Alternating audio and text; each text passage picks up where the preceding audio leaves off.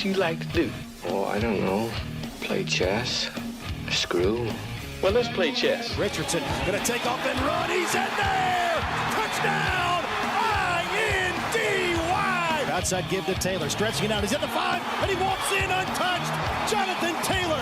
Turner wants to do more damage, and he does. Here's Halliburton into the front court. Mishandled it, but gets a shot. Hits it! Hits it! John, I have never been better to be on the air with you here in Indianapolis, a place where so many of my dreams have come true. The Ride with JMV on 93.5 and 107.5. The Fan. All right, this is what we call a Tavern Tour Stop. Month of June, we're going to end it right, and we're going to give credit where credit is due to the legend Jim Romanek in a second, because he's the one that sets these things up. And I'll be honest with you, I have passed this place nearly 1,000,000 times, honestly. I spend a lot of time in and around Perry Township down here on Sundays whenever I can get the fellas up. Whenever the Southport baseball coach can get out of bed in time, Brendan Dudas, we go over there and when we hoop. For so many years at Perry Meridian, we went down with Mark Barnheiser and others and played all the time too. So I have passed this place nearly 1,000,000 times, and I've always wondered what it would be like to do a show here. So enter Jim Romanek, again, the legendary Jim Romanek, who set up a Tavern Tour Stop, everybody, at the corner bar. I'm going to call this Epler and 135 or Epler Meridian, because I don't know exactly what that is right there. But I've never known what that is. What is it? Old Meridian. I love it. You know what sounds better? Epler and Old Meridian is where we are right now. So basically, if you know the South Side, it's 135 or Meridian, and Epler is our location right here off of Old Meridian. We are at the corner bar with our friends from Heaven Hill Distillery. We're already getting some beverages out here. We got the samples that always we have out here, with a good time to be had by all, and also a great deal to talk about, and a number of guests to get to. Now, I'll get to the guests, and they'll get to some of the subject matter of the day. Of course, the draft was yesterday. The Pacers go second round. We'll talk to Chad Buchanan, the general manager, is going to call in here coming up at 4:30. He also owes me a pickup game on Sunday morning at Southport, so I'm also going to make him own up to that as well at some point. But Chad's going to join us at 4:30. We're going to talk about the haul from yesterday, whether or not we're ever going to see any of these dudes play, considering the roster of the Pacers right now. But Jalen Smith opted out, so he becomes an unrestricted free agent. We wonder whether or not he's going to be back. I have suggested he will not. And, of course, we will talk about what is going to be the offseason, what they're thinking about doing, how they're going to view things moving forward, especially in the Eastern Conference, when everybody, including the Knicks, we saw that a couple of days ago, are doing everything around them. Are they just going to roll with the talent that they have that continues to grow? So Chad Buchanan is going to join us coming up in the 4 o'clock hour, 4:30 for Chad, and we'll talk about a lot of those things. TJ McConnell I'll bring up as well, because I think that's something that interests everybody out there. Chad joins us at 4:30. Hashtag Ask Pat. It's Pat Sullivan, Sullivan Hardware and Garden. He is going to be here coming up today at 4 o'clock. So I have not received, and if Pat is around and listening right now, we need a picture of the free items that will be given away upon the choice of whoever calls in or whomever decides to send us an X message or what have you with those questions, with Pat Sullivan of Sullivan Hardware and Garden coming up at 4 o'clock. And he's here all weekend long. He also is a national host that you can hear on our sister station, one of the Heritage stations upstairs from us, where we normally are downstairs. That is WTLC. It is actor, comedian, longtime actor, comedian DL Hugley is going to be at Helium Comedy Club all weekend long. In fact, going in, I think, to the early stages of next week, which is going to be a holiday week with the 4th of July. And DL Hugley is going to join us in the 5 o'clock hour to discuss being here, hanging out, getting some fun, having some fun downtown. DL Hugley in the 5 o'clock hour. But joining us here We've got more to come, as I mentioned, too. I think Hagen's going to be here. But first, let me introduce, because she does have a bit of an angle here, some family on the south side. Gina Glaros of Channel 13 WTHR. Kind enough to join us again. Hi, Gina. Hi. All right, you have family from down here, correct? Correct. They're so excited. The corner bar is their spot. It's legendary here. Legendary. It is. My Aunt Lori and my Uncle Scotty and my cousin Lily and her fiance Kenny. They're getting married in 6 months. You're naming everybody right there. The whole fam. And they heard you on the radio yesterday. They're like, you're going to come to the corner bar. We Yes. were going anyway. We'll see you there. So my first time at the corner bar. This is the spot. And Gina, not only are we on the deck out, it's almost like a combination Tavern tour, deck tour stop. We're on the back deck, but they are preparing for what is going to be an incredible party even after we're done with the band out here, plenty of room. So this is going to be a great Friday. You're getting off work, stop right here. I don't know how many people work besides you and me on the weekends, but Right? this is going to be the place to go tonight. Yeah, no come doubt early about it. because guess what? Parking is starting to fill up already out here. So come on now. Yes, Gina Glaros, everybody. Now, Lindsay Monroe maybe not feeling it today, correct? Correct. She's a little under the weather, and she's kind of on the other side of it. So she's like, really want to, but I don't think I don't Not believe up she's to gonna it just make yet. It today, next And week, that says a lot hopefully. because she likes to get loose on this show. She does. And we love it when she gets loose on the show. She's pretty good about rallying. But Yes. maybe not today. It says something if she can't make it out. We're going to miss her. Yep, and I mentioned Chris Hagen's going to join us coming up a little bit later on from Fox 59. By the way, Gina, you don't work in the morning. So speaking of getting loose, you can get a little bit loose if you want to coming up later on this evening, too. A free woman tonight. Wait a minute. Let me mark the tape back there, Nathaniel. A free woman tonight is Gina Glaros because you're working evening side tomorrow. Correct. Yep, tomorrow night and Sunday night. So it's nice. I like mornings, but it's nice to be able to sleep in tomorrow. So, I can hang out with you all afterwards. And then, not only that, but you can do your 6 o'clock thing. Kind of half-ass that if you want, right? Half-ass that 6 o'clock thing, and then you could call in the JMV takeover with another request, right? Because I go till midnight. See? And then it's perfect. Yeah, it's a perfect relationship. Now you got my wheels turning. Now I got to start thinking about my request for tomorrow. All right, one thing at a time. Okay, one thing at a time. You start thinking about that. But Gina is here, so you guys need to be here as well when she's ready to get loose because she doesn't have to work. Tomorrow morning, doesn't have to work. But the mastermind behind it, this is Jim Romanek, everybody. Romy. Now, Brent Halverson is normally here. Brent is still on hiatus, correct? He is on hiatus still. Romy, you are here, and this place has been excited about us having a Tavern tour stop for a while. They have. And we're finally here, buddy. Well done. Well, here's the thing, John. You actually made the argument of why I pick places like this Correct. when I do this. Because you've driven by it how many times? Yes. And then, boom, this is why I picked this place. That's it. We want to just basically say, these are the bars that might be hidden. These guys are gems. Yeah. This is just a great spot that a lot of people are here. So this is the reason why we do the Tavern Tour. And, you get to meet people like Donna. And Donna, the owner, she's absolutely amazing. She'll be on the show a little bit later. She's a wild card. You're going to love her. I love the wild cards. Absolutely. See, that's what we're turning Gina Glaros into a wild card here, too. Because, I mean, when you do news, it's just natural, Gina. You got to be a little bit buttoned up. You got to be buttoned up. Yeah, because they tried to get me buttoned up, and then I had my pants unzipped and hyperventilated and did all that crazy stuff for 3 years there. But you got to be a little bit buttoned up. You're about news. I mean, hell, I did sports, so I didn't have to be as buttoned up. But now you get to do some radio. Yeah. You and Lindsay have realized that, you can kind of turn it loose a little bit where you can't. Fun. And you know what? I will say you are taught kind of to stick with the script, of course, when you have this minute. You have a minute and a half. You got to be, stick to the facts. And I've even noticed in my work, just like the show, how like ad-lipping I've gotten more natural with that. Just from like the last month of just hanging out with you guys. Go. Like, okay, I can say whatever I want. You hang out. You can fill a little bit Well, maybe time not right whatever there. I want. You hang out with us long enough. There's you definitely can going to fill be a some little bit ad-libbing. time right there. But that's what is great about this. This is kind of the wild west of radio because you can. They're telling me in my ear, you need to break, and we'll get to a damn break when we get to a damn break most of the time. But it is the fun that you can have. And then there's so many different things you can do, like today's show.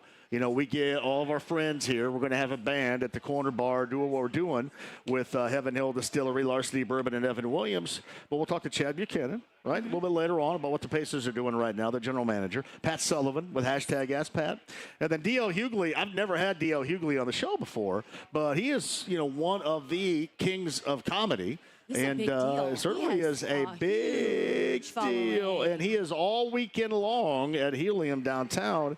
So I can't wait for that. And we don't have to sit here, and I'm glad because we never do that. Like, I don't have to talk about the debate or anything like that. Right. That's awesome. Right. Because that'd make me sick. Right? I don't want to do it. I don't want to talk. I mean, not that we want to talk about it. Hell no, I'm not watching it. Wall Street was on. I watched Wall Street again last night from 1988. Great movie. Yes, I watched it again for, I think it was the 58th time of my life. Wow. I almost have parts of it memorized right here. So, yes, didn't care about that. Sports and other fun on a Friday. And, again, we're here at the corner bar because of Jim Romanek. Hey, you call into Tony Katz every day. I do, but yeah, he knows. He's cool about it, though. He knows that I don't want to talk about that blank. So, yeah. We can't get a guest appearance I don't have any Tony? interest whatsoever in doing that. Oh, I don't blame it. Yeah. I don't blame it. So it'll wear you out, and I don't want to be worn out. So, yes. So what we got going here today? We've got everything going here. They've got all the Evan line. They got the Evan flavors lineup. They've got everything going. They've got Elijah Craig. They've got Larceny. They got the Heaven Hill lineup here. You know, it's just one of those things. We got a great weather day. Yes, it is. Oh, my God. Actually got a lot of people who called me. My first boss, Jeff Harris, showed up. I just saw him there, too. I haven't seen him in forever. He's the reason I've been doing this for 28 years. And he came out and he had his pants unzipped, I think, and you told him about it. I know. You said, hey, man, can you zip? Oh, no, I'm sorry. Oh, you're sitting. I thought you went inside. That's why I mentioned that. It's almost like going back to. Hey, Jeff, that's what dudes do, you know? We don't let you out in the wilderness without a little protection. That's what Romy's here for. Took me back to 1998 when he used to do that. So it's just kind of a natural occurrence for me. Yeah, Jeff's sitting over there. He's turning red right now. Well, I tried. No, that's okay. I'm sorry, but I tried once upon a time. I had a song, at least titled, not written, but a song titled for Clayton Anderson called "I Leave My Barn Door Open." Oh. And it was, what do you call this, Gina? You're smarter than us. Double entendre, is that what that is? It's a double entendre. Yes, exactly. Which would mean. Did not know that. Yes, which you didn't. I went to you for that, and Romanek came up with Check it. But out the big brain on Brad. It was that because it was I leave my barn door open, whereas it's a farm country song kind of title, and it's also, this is what I'm doing, a little heeing and sheeing. He has at night. Few of those songs. Yeah, so he actually might call in. He should. Yeah, he's on the way back from Nashville. I said, "Hey, swing by at the bar." He said, "Man, I wish I could be there," but he said he might try to call in. He should. He's one of our friends, and I forget who it is. Who's the? I'm not going to be able to come up with this now, and I shouldn't even brought it up. But he was the head of the Nashville record company that's involved in wrestling and stuff. Racing and stuff. No, you know what I'm talking about? Scott Borchetta? Yes. I had him on the show sitting right where Gina's sitting, and I gave him that same stinking idea, and he said, that's the dumbest idea I've ever heard. And he stole it. Yeah. And no, I didn't even. I think it was so dumb that he didn't even steal it. So he said, that's the dumbest thing I've ever heard. Just shot me down, like right here to my face. And I've known him for 35 seconds. Just shot me down. It was. That was the story of my life in high school. Yes. With every chick I asked. Yes, it is. All right, you guys ready to go? Romy? I'm rock and rolling, brother. All right, let's make sure we get everybody here. Corner bar at basically Epler and Meridian. Epler and 135 or Old Meridian here. And this is just the early stages of what is going to be an incredible weekend, and certainly starts with a Friday night because they have a live band and everything here, don't they, Romy? They do, and don't worry about parking because they've got an attendant out there to help you park. Oh, there you go. Absolutely. Epic night on Epler Avenue. That is awesome when you have a parking attendant out there. You make sure that everybody gets parked and gets in here okay. Well, that's what kind of power you bring, John. Yeah, I love it. So, yeah, get here to the corner bar on the south side. This is Perry Township, everybody, and we would love to have you here. All right. Couple of things. I mentioned Chad Buchanan going to join coming up a little bit later on regarding the Pacers and the offseason. We'll talk a little bit more about what they're going to put together for the Summer League. And obviously, Jarus Walker will be a part of that. Their rookies will be a part of that. I had mentioned this. As far as the second round of the draft, I wasn't really that into it because I don't think there's much need to be. And it is great if one of these days that one of these second-rounders turns into somebody like you saw and are watching with Andrew Nembhard. I don't know if that's going to happen. What I'm more worried about is this team continuing to rise from the point to where they were this season in the regular season throughout the postseason. And the things I want to talk about is kind of the here and now. So for example, like Johnny Furphy is a guy out of Australia that's 19 years old, and they talk about upside and all those buzzwords this time of year with the NBA draft. But I'm not really interested in seeing how quickly that's going to transition because I don't believe that it's gonna. If it does one of these days, then fantastic. But I'm more worried about what this thing is going to look like, and I know it's going to look like basically what it is right now. But there are still ways and means in which you can add to this team and maintain, I believe, a level of play that is expected when everybody else around you in the Eastern Conference is looking at adding major pieces. And you already saw what the Knicks have done. And you're going to see what the Sixers are going to end up doing. You know, Paul George had been mentioned there, really not anymore. But it's going to be somebody with the Sixers. It's going to be somebody with the Heat. Something's going to happen in Miami. Milwaukee, kind of wonder what they're going to do. Obviously, with Giannis and Damian Lillard, they'll stay the same with their big two. But how else are they going to work things around them? You know, Bobby Portis, Pat Connaughton, are they going to do something with those guys, try to upgrade the talent around them? Brook Lopez, another guy that has been mentioned as well.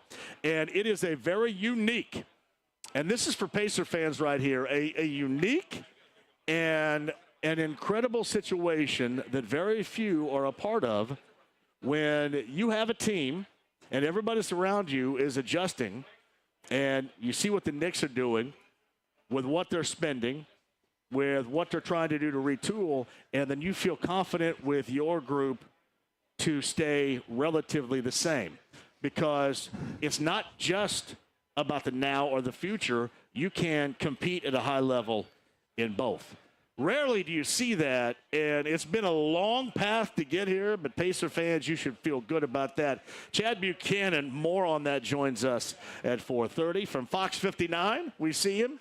The sports guy, Chris Hagen, is here. Hello, Hagen. You know, I told you on the phone that jackass at the sporting goods store. Yes. Can we say it's it rhymes with Rick's, but it's not Rick's.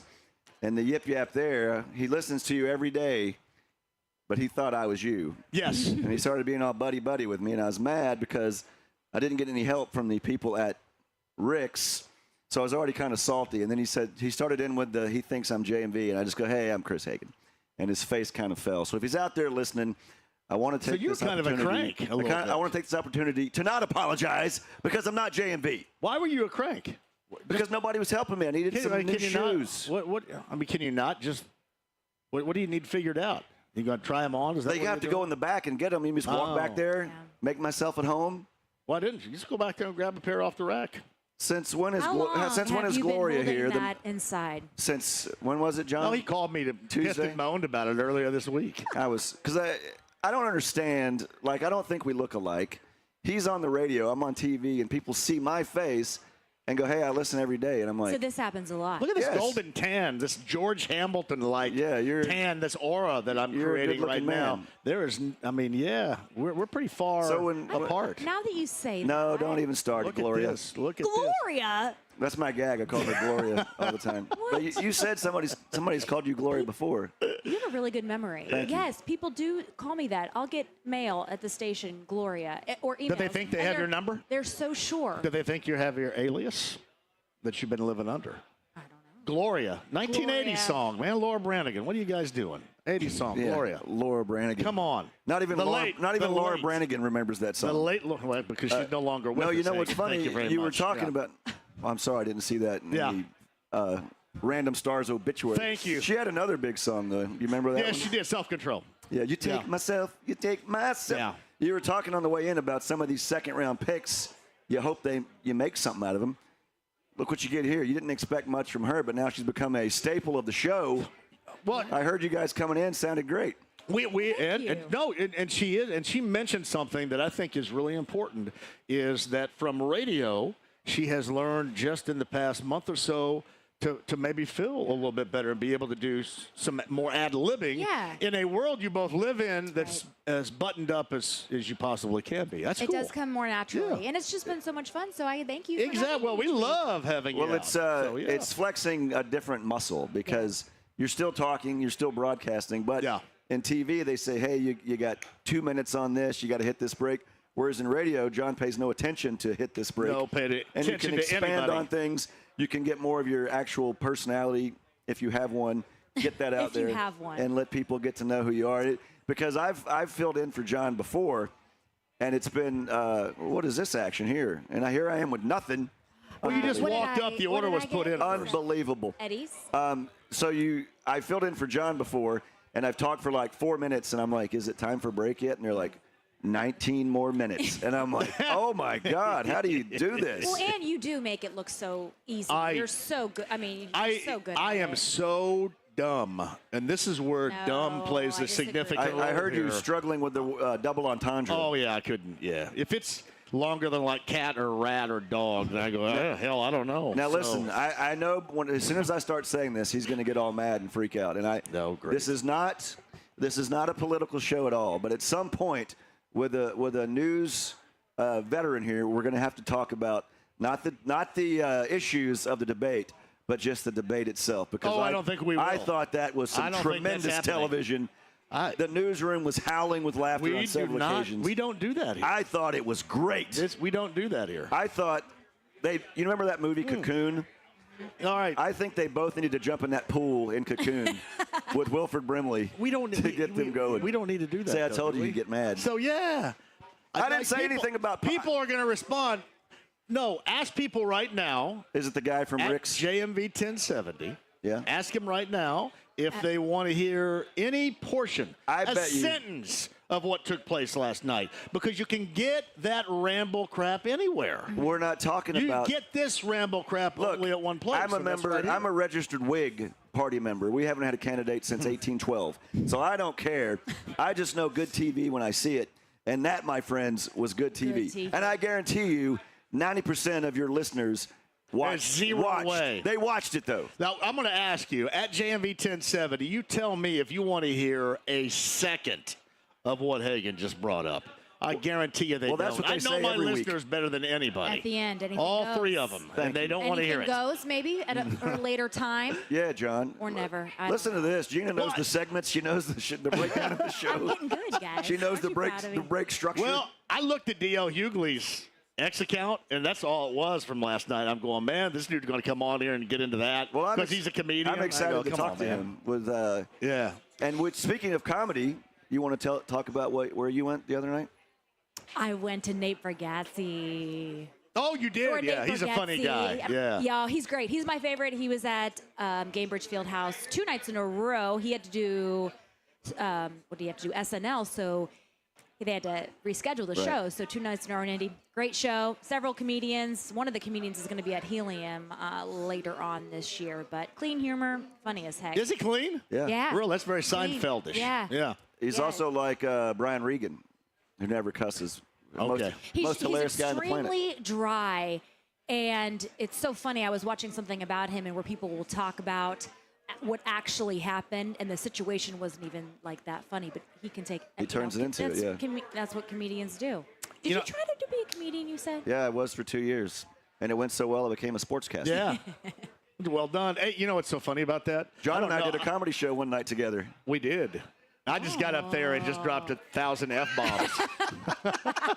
I asked him before. I said, you got your act ready? He goes, no. I'm just going to go up there and drop a bunch of F-bombs. I picked up part of the act. I found in a trash can at a gas station on the way there was some red flag, and I used it for the challenge flag of life. Weren't you wearing? I literally Weren't you wearing cargo shorts and a T-shirt too? Oh hell yeah! That's all I ever wear. That's it. But I will say this: I had no idea about this Nate person, Nate Bargatze. Is that his name? It's Nate Bargatze. Bargatze. But I do know that Willie, Tyler, and Lester are playing in Spencer this weekend. I do know that. Spencer, Indiana at the Tivoli. Willie, Tyler, and Lester. Do you remember the guy, Willie Taggart, that became a football coach, Willie Taggart? Yeah, yeah. When I worked in Bowling Green, he was the starting quarterback for Western Kentucky. And on the air, I said Willie Taggart and Lester as a joke. Zero response from anybody. So now here you are, more than a decade later, dropping the Willie Tyler. And of all places, like in Spencer, Indiana this week, and they go, what? Willie Tyler. Well, you saw Christopher Cross. I did. In Plainfield. By myself on Wednesday. So you never know where you'll find good entertainment. I had a seat that's empty right here. The only 2 empty seats in the place. That's Hendrix Live, by the way, in Plainfield, which is awesome. We're right next to me. I told you, I was a phone call away. I thought you were out of town. So, yeah. But, yes, I finally saw Christopher Cross. He did them all, buddy. Takes me away. I got caught between the moon and New York City. That is on a great Wednesday. song right there. Oh my God, that'll make me cry great. if I hear that song. Hey, so Chad Buchanan's coming on, Chris, 4:30. I'm assuming you're going to stay here long enough to talk to him. What are some of the questions you have? Well, he talked about yesterday how it was so strange not having a first-round pick. And I heard you coming in. Yeah. Like, did these 3 guys – obviously these guys aren't going to come in and contribute. I mean, make the roster. I don't think you're ever going to see any of them play here. Make the roster. Yeah. I don't know. Even, like, this was – and they had me in the – like these news people always do. They're like, let's have the sports guy be in the A block. And I was kind of like, no offense, but this is not a big story. These guys, they're just names on a piece of paper. They're standing up and putting the hat on. But, yeah, I don't think anywhere in the foreseeable future does this draft matter to the Pacers. No. Really? Okay. I'm wondering if you're ever – and he's going to say all the right things because that's what he does. But I'm wondering if you ever see these guys at all. And that's the good thing. If you're – that's a hell of a thing, If your fan base is excited about the draft, it means you had a crap season the year before. Right. If you're getting all excited because you got a top 5 pick, let's see, something's gone wrong with the franchise the year before. Well, so it's good. You made that you traded that first round pick to get Pascal Siakam, and what does he do? He comes in and helps lead you to the conference finals. So I think it was great to give up that first round pick, and I think the success you had means you don't get so excited about the draft. I would agree with that, and I would also agree with it. Also, you get fans out there who were not always on board with the Pacers making the accurate selections because they went through a rut. It was a run of a time. Tyler Hansbrough? I'm talking, from Hansborough to Goga to Plumlee's. I mean, it was a rough patch right there. But they now have guys in place, and obviously a lot of that's going to bear on Jarus Walker if he's going to be able to be what people think he is going to be. But we can ask Chad this, and he won't say anything, but what is the future of Benedict Mathurin? Where are we with he? Oh, yeah. I cannot wait to see him because he's going to be on fire, literally, out there, like the Tasmanian devil.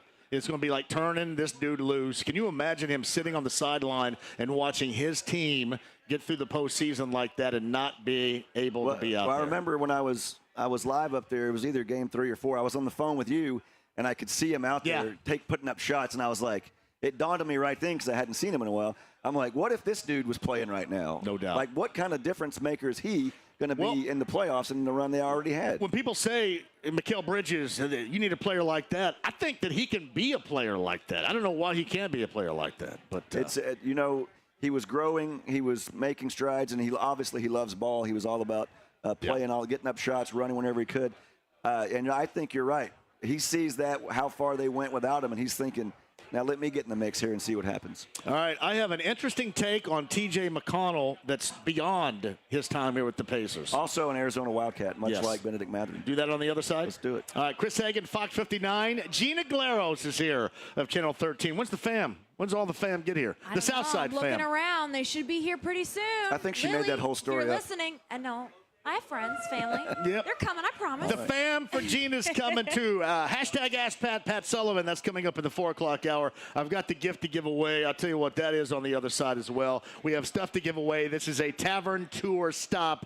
We're at the Corner Bar, Perry Township. This is Epler and Old Meridian, or Epler and 135, or Epler and Meridian right here. This place is going to be hopping. We would love to see you Southsiders, or really any siders, down here at some point in the afternoon or evening, because it is going to be a blast. Pat Sullivan, Chad Buchanan, DL Hugley, all coming up on the show. The Corner Bar, it's a Tavern tour stop with Evan Williams and Heaven Hill Distillery. The stream, the app, HD Radio, you can find us there. The AAA Membership Lounge via YouTube Live.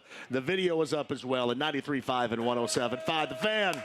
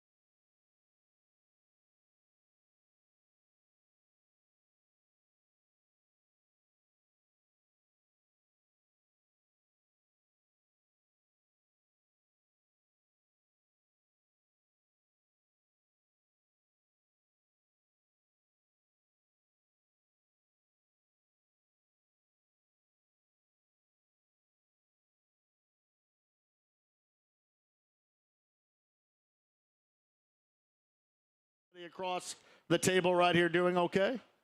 I wasn't listening. What'd you say? You weren't? Yeah, great. Good lead right there. See, there's something you can learn from there. That's when John was now I had John on my TV show long before he had his own show because I have an eye for talent.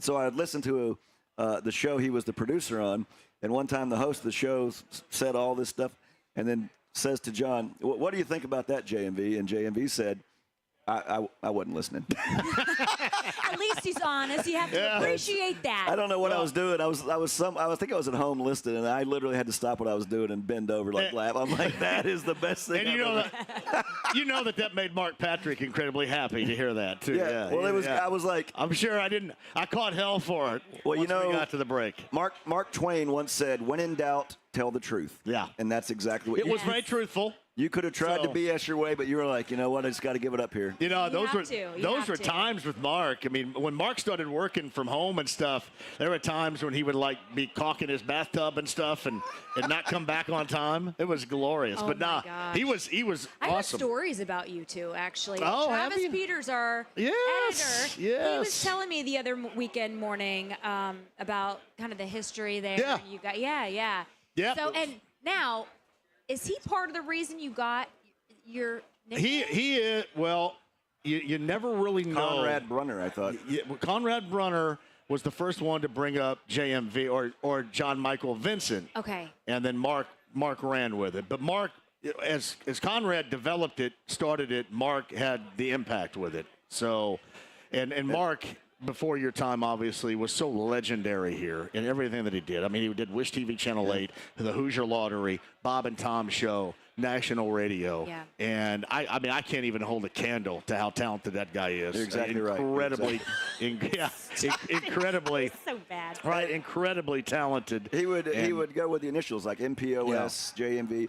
But Conrad Brunner also was responsible for me getting cussed at by the front office of the Baltimore Ravens. Yes, it would be. Yeah, the general manager, the biggest red-ass general manager in the world right there. You talk about, I didn't know what was going on.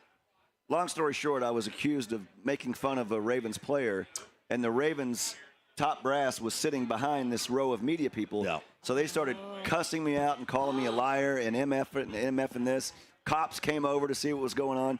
And then it turns out they realized they were yelling at the wrong person. Wow. So it was horrible. Also, fun fact before we get into the meat of the show, John, as I told you today, 10 years ago today was when I got clocked in the head and almost died. It was. That was. So here I am. I can't say who did it on the air. No, you can't say who did it. Hey, by the way, Eric, we'll get back to that in a second, too. Eric DeCosta is the general manager. And when the Colts hired Chris Ballard, he was a part of the interview process.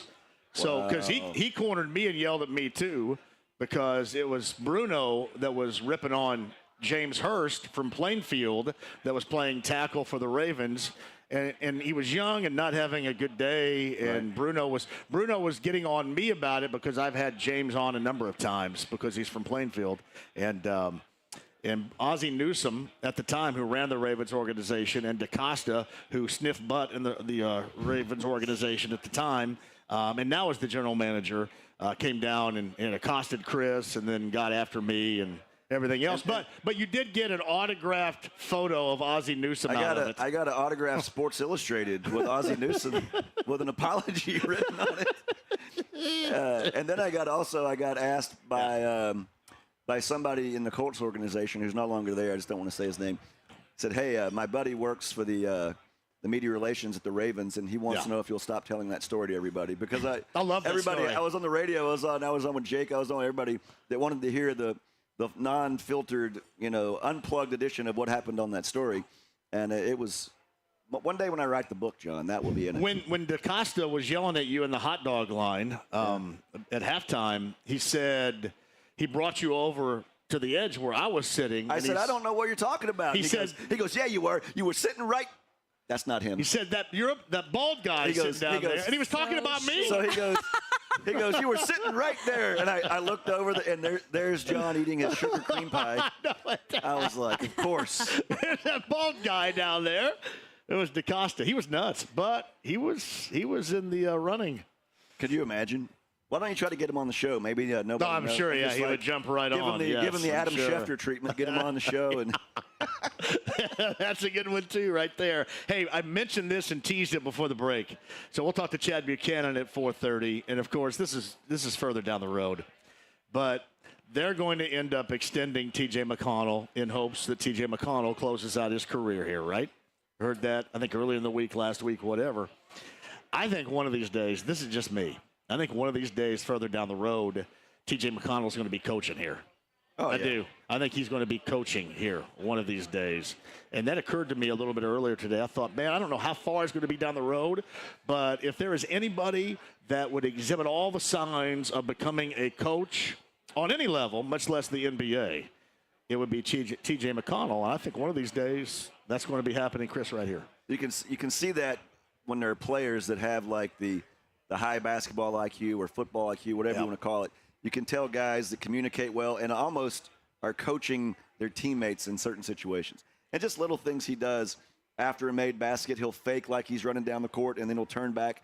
He'll steal the inbounds. He's done that a million times just because he's one step ahead of the game.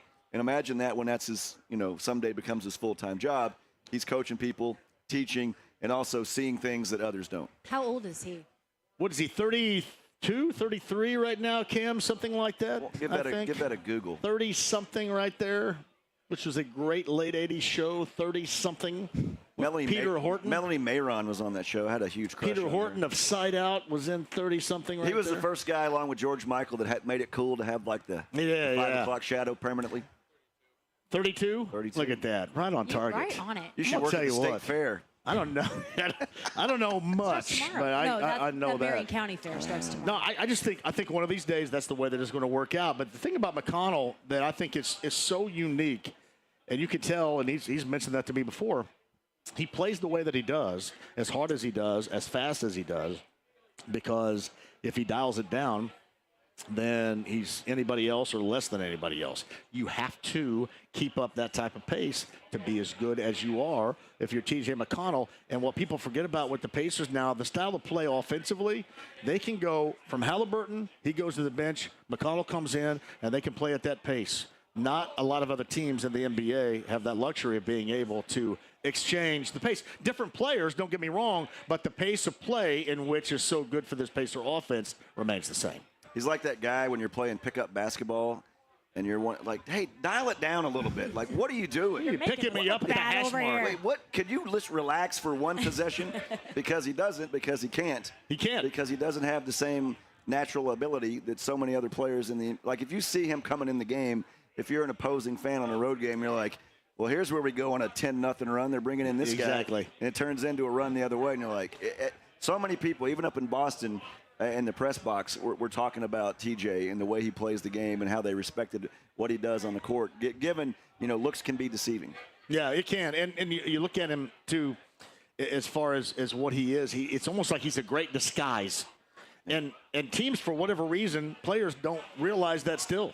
He still will, game after game, steal an inbounds pass because, the other team's half-assing it. Yeah, they're doing like the automatic throw in. And by now you would think that that's on the scouting report. If he's up on the wall when you're like walking out of the locker room, do you think in one of the lines it probably says, we'll hang you out to dry if you half-ass an inbounds pass? Yeah. Every time, and he still gets it. Once a game he would do that. And I said the same thing in Boston. I'm like, how do people not know that when he's on the court, that he's going to fake back up court, and on the inbounds he's going to turn around and steal it and lay it up, make it a 4-point or 5-point trip.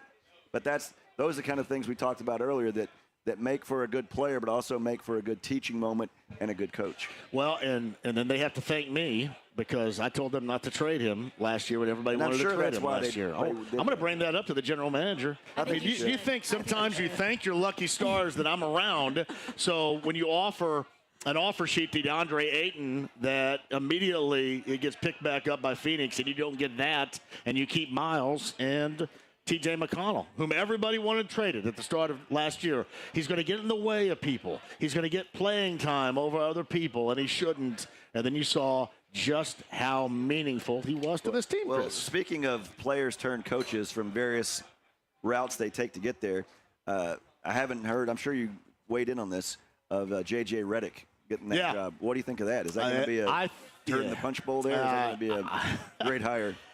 I think that it has an opportunity just because they're the Lakers to be a good hire, but I don't think it's ever going to be a great hire because you're going to get about 2 or 3 years and done, if that, right? You have such a small window to prove yourself. And even if you do prove yourself to a level, you look at what is all out west right now, and you compare their roster to everybody else, or at least the top teams, they're not anywhere in the general vicinity. Yeah. So are they going to give him time? Time they didn't give Darvin Ham? Time they rarely give anybody? Because that's just how it is. You are hired to be fired, but if there's an opportunity for this to work, it would be there because it's the Lakers. They're a historic team. They always end up doing things with personnel, doing things that end up other teams can't do because of where they are and who they are. But it's kind of isn't that a similar path that Steve Kerr took to become a head coach? It is. So he came right off of TNT. Yeah, you see guys that do that. They get go from zero experience to let's just go be a head coach in the NBA. And then Mark Jackson is the one that built that. And then Steve Kerr just kind of stepped into, hey, here's Golden State, and we got Klay Thompson and Steph Curry and all this. That was what Mark Jackson started right there. I don't know if anything was really started right here except father and son routine now. So did Jason Kidd do any coaching before he got that? Jason Kidd, I do not. Did he, Bill? I don't know if he did. Bill says he did, but I'm not sure that he did. So you went from that old guard of guys that would coach 5 different teams and get recycled to like, hey, he played. He's a good player. Let's just throw him out there and see what happens. So that'll be interesting. Now, before we hit a break, I haven't talked to you. By the way, Gina Glaros, Chris Hagen, JMV, Corner Bar, Southside Tavern, Tour Stop, Heaven Hill Distillery. What'd you think about where Edie went and where Khalil Ware went a couple of days ago in round number 1? I was happy that Edie went higher than a lot of people had expected. I think John Morant will be a great role model for him. I think they should be roommates down in Memphis. I think. No, I like it. In a way, I wanted him to go to Toronto. I thought that'd be great. You know, hometown kid. You know, coming back to play there, sell a lot of tickets. I think it's going to be interesting to see how he fits in, regardless of where he went and how he's used, the minutes he gets. I mean, what do you think minutes-wise he gets as a rookie? 15, 20? Or do you trot him out there? I think that they drafted him for a specific reason. Yeah. Both he and Ware. I get a promo that's running right now and says, you know, from everybody that said, you know, they may take a flyer on one of these two. You don't want the flyer. You want somebody that has a specific design on your skill set. System. And I think Ware has. I think who do you think can still get better than they are, Edie or Ware? I think Ware has a higher ceiling. Well, and I think that's okay, but I think it would be ridiculous to suggest that Edie, who is built himself, even at 7'5", from basically nothing to what he is right now, who cannot improve at that level. But Ware is athleticism, and you look at the NBA the way that it is now, being able to run the floor, and on that team being able to play next to Bam and kind of be, you don't have to be that type of guy. And maybe Edie gets the same thing with Jaren Jackson Jr. to a degree as well in Memphis, but it's probably going to be Khalil Ware just because of the athleticism. But again, Edie has proven everybody wrong to this point, so why wouldn't he at the next level? I love him as a player. I love him as a kid. The times I've talked to him, I call him a kid. He's a foot taller than I am, 2 feet taller than I am. Yeah. Still a kid. Is he 2 feet taller than you? Not quite. I'm not 5'5".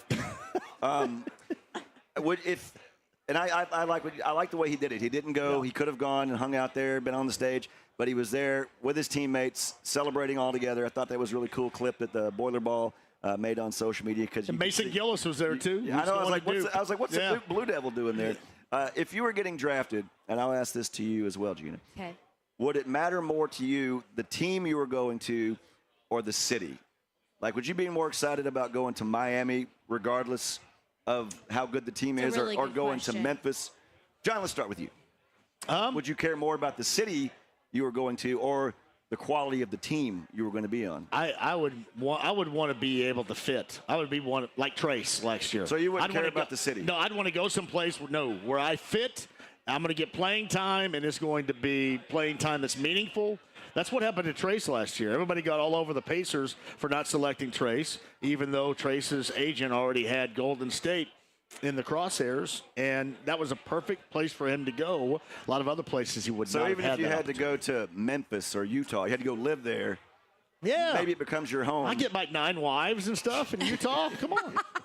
Yeah. What would matter more to you? I agree, because I think that's any business. The experience that you have is based on the people who you work with and respect. If you're in a cool city and you can't stand and you don't fit in with the team, you're not gonna be able to enjoy yourself. But you're going to be a millionaire in any of these cities that you go to, regardless of how crap-tastic the team is. I've never been to Salt Lake City, but I'm sure it's okay, right? I've been there a couple times. See, the reason why I don't agree with your argument is because I didn't argue it. I asked the question. That's what people say about Indy.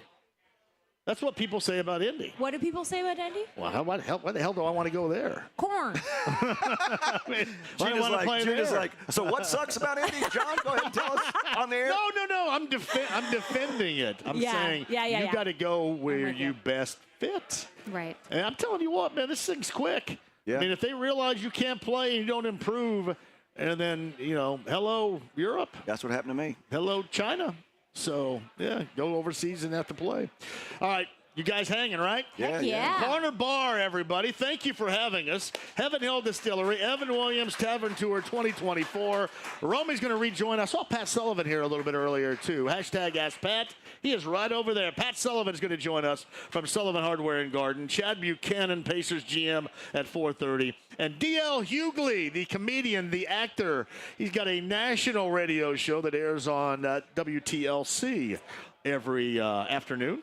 And DL's going to join us coming up. He's going to be at Helium Comedy Club all weekend long. He joins us at 5. All right, quick break. We'll come back. 239-1070. If you guys want to jump on board, you can. This is 93.5 and 107.5, The Fan.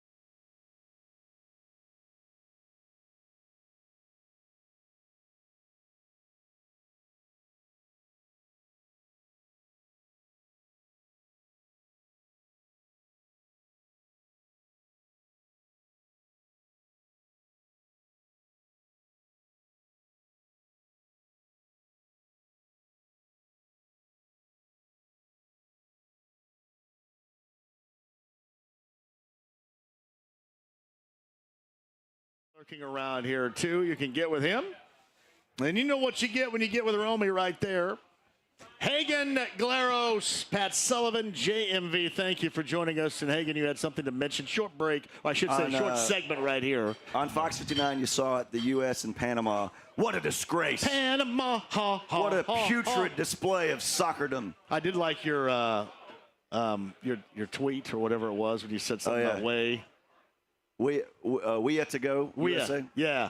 We had just to go. Garbage. We blew it or something like that. Yeah. So that's just I'm not the biggest soccer fan. I appreciate it.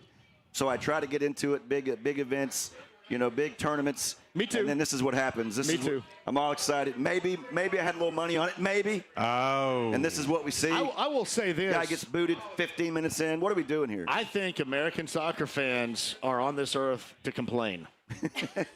Get Sean Ash. Get Sean Ash on Ash. I think they're on the earth to complain, and Team USA constantly gives you reasons to complain. So it's like a perfect match. I get on board. I'm ready to roll. I got my flag on. I got my money on the game. And what do? Let's go ahead and play a man down for about 65 minutes. Yeah, how about we do that? Man. Again, we still should beat Panama with 3 guys down, right? Panama Jack, yeah. It's Panama. Reach down between my legs. Ease the seat back. What a great line right there. Pat Sullivan. John, how are you? Your appearance coming up here at the 4 o'clock hour. Very excited. Tease it. I just wanted to warn everyone, I did have a colonoscopy today. Did you really? Yeah. And wow. And what Gina, Into that's the your smart. What's the thing when you go down your throat open. too and into I did that too. I did both. Because it was a buy one get one free Did thing. it tickle? Wow. Yeah. Were you tickled? I was during your tickled, but I've been up colonoscopy? since 3 a.m., Are you still You don't go to feeling the sleep during effects of the anesthesia? Yeah, I had to bring a driver. Are you allowed to have people under 21 in here? Actually, I don't think you are. Okay. But we won't tell. He looks like he's 12. But all right. But here, I just wanted, because I'm around you guys, we're in close quarters. I want to get this up front. All right. Yeah. All right. Because air was put into your colon during the procedure, expelling large amounts of air from your rectum is normal. So I just wanted to say that because we're right here. All right. We're going to be here for. Rectum, everybody. I mean, because we're going to be here for a half hour, and I don't know what's going to happen. If that doesn't make the intro clip from now on, I don't know what. Shout out to Pat Sullivan's rectum. On the other side. Damn near killed him. Hashtag AskPat 239-1070. Nathaniel, put anybody on that wants questions, and hashtag AskPat a St. Elmo gift set. That's right. That we're giving away. Every sauce that they make. Sauce. Oh. Every sauce. From the good cocktail gift sauce right to there. steak sauce. Every horseradish sauce. sauce. Don't have that the day before the colonoscopy. You don't. That's A very little flame throwing out there. All right. Yeah. Hashtag AskPat 239-1070. Pat Sullivan next. Chad Buchanan, Pacers GM, bottom of the 4 o'clock hour. Corner bar, south side, 135 Gina's looking at me like, Meridian or Old Meridian. can't be on and Channel 13 Epler right anymore. I just see you. She so likes getting loose, Pat. I mean, she we likes don't it. talk about colonoscopies on channel. Today, maybe we should. I see you in a different light, in the best Today, way. today we're going to call it. If they thought that they got ratings, you'd talk about colonoscopies like every segment. We would. in I mean, news. they're important. Yeah, it's like weather. We're starting a new segment, folks. Yeah. Colonoscopies. Yeah, it's Pat called. Sullivan Today saying it's going to be rectum. called Ass Pat instead of Ass Pat. 239-1070. Okay, that was Corner pretty bar. good. That was pretty good. Ron. Lock it out. Southside Tavern tour stop. The guys and I return with you next.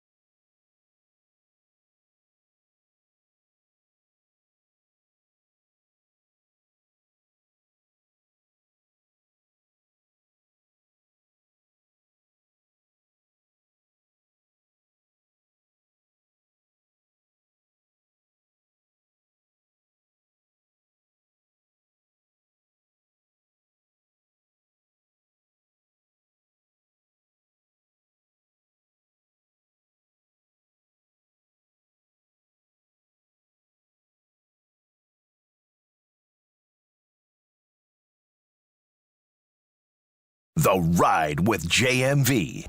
It's called Sex Panther by Odeon. It's illegal in 9 countries. It's quite pungent. It stings the nostrils. 93.5 and 107.5. The Fan. Stand up over here. Yeah. Hey, Billy, you stand right there and that because Hagen's going to get all. Look, Billy, Hagen's all offended right there. Look at him. Corner Bar, Tavern Tour stop on a Friday in June. I walk away for 5 us. seconds, and Turnbuckle Bill comes and just. We love Billy.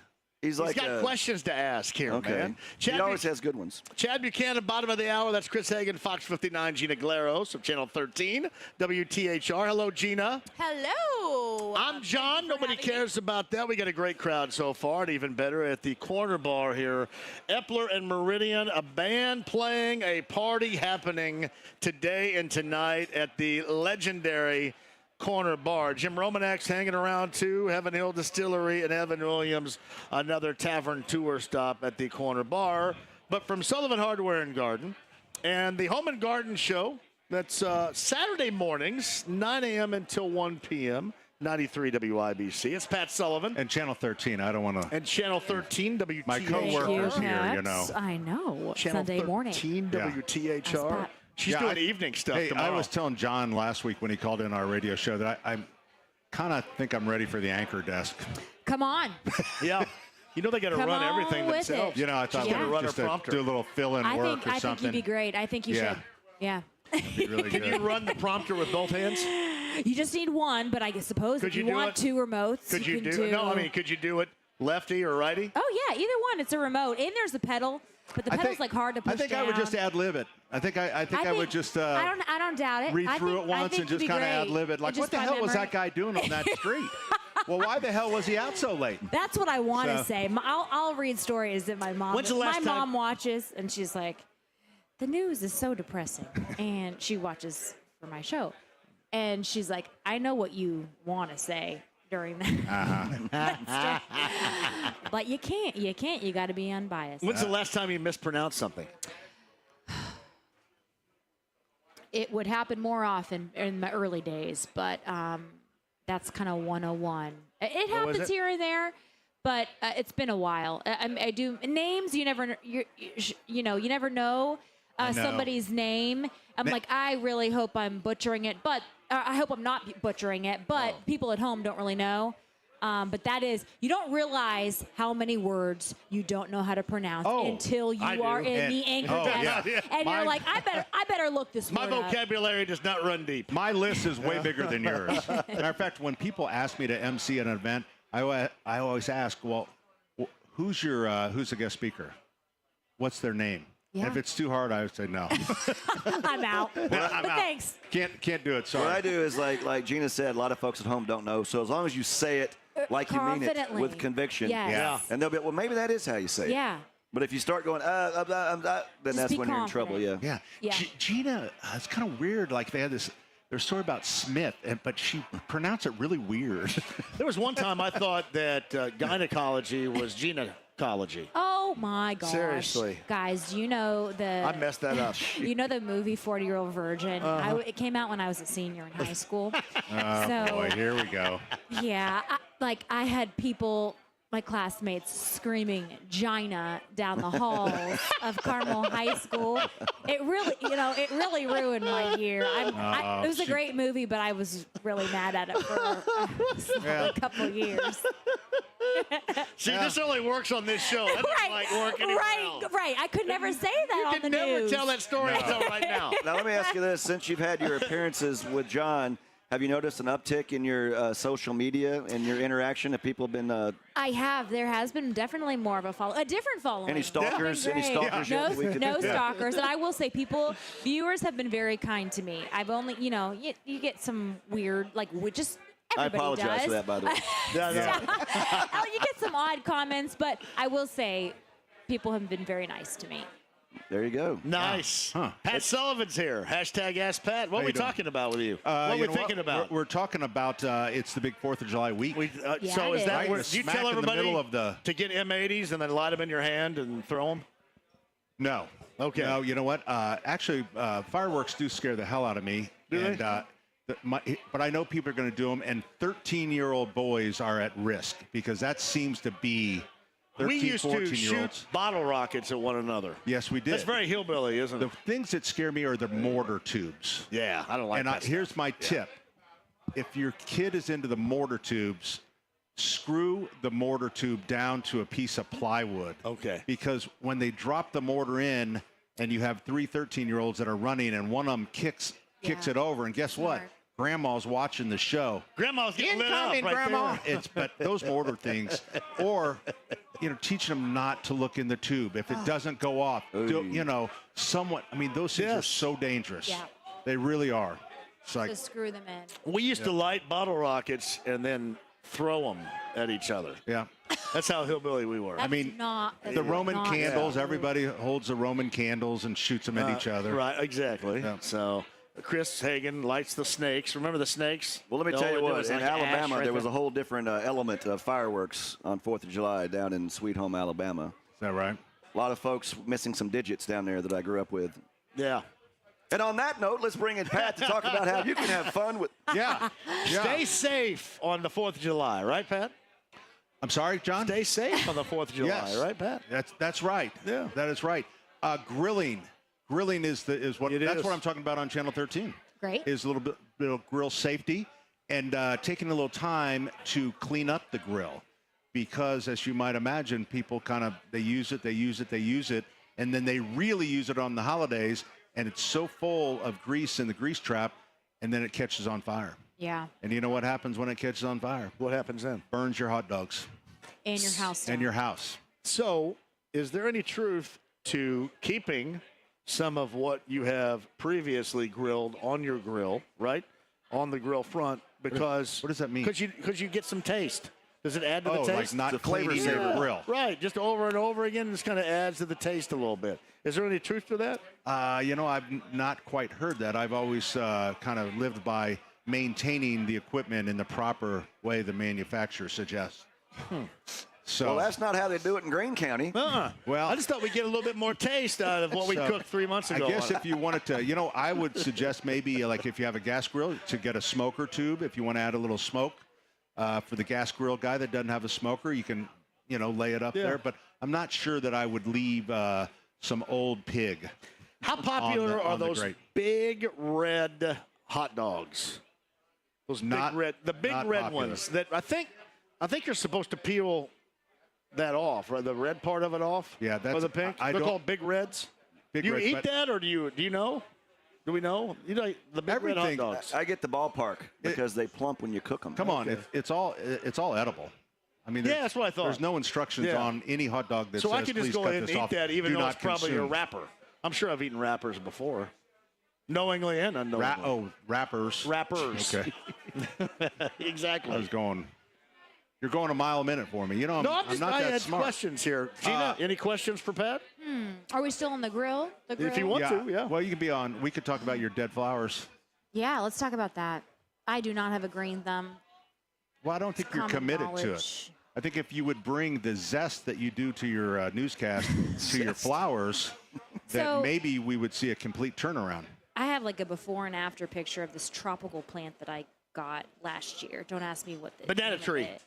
No, but it was flowers on it had flowers. It was beautiful. Was it a vine or just a bush?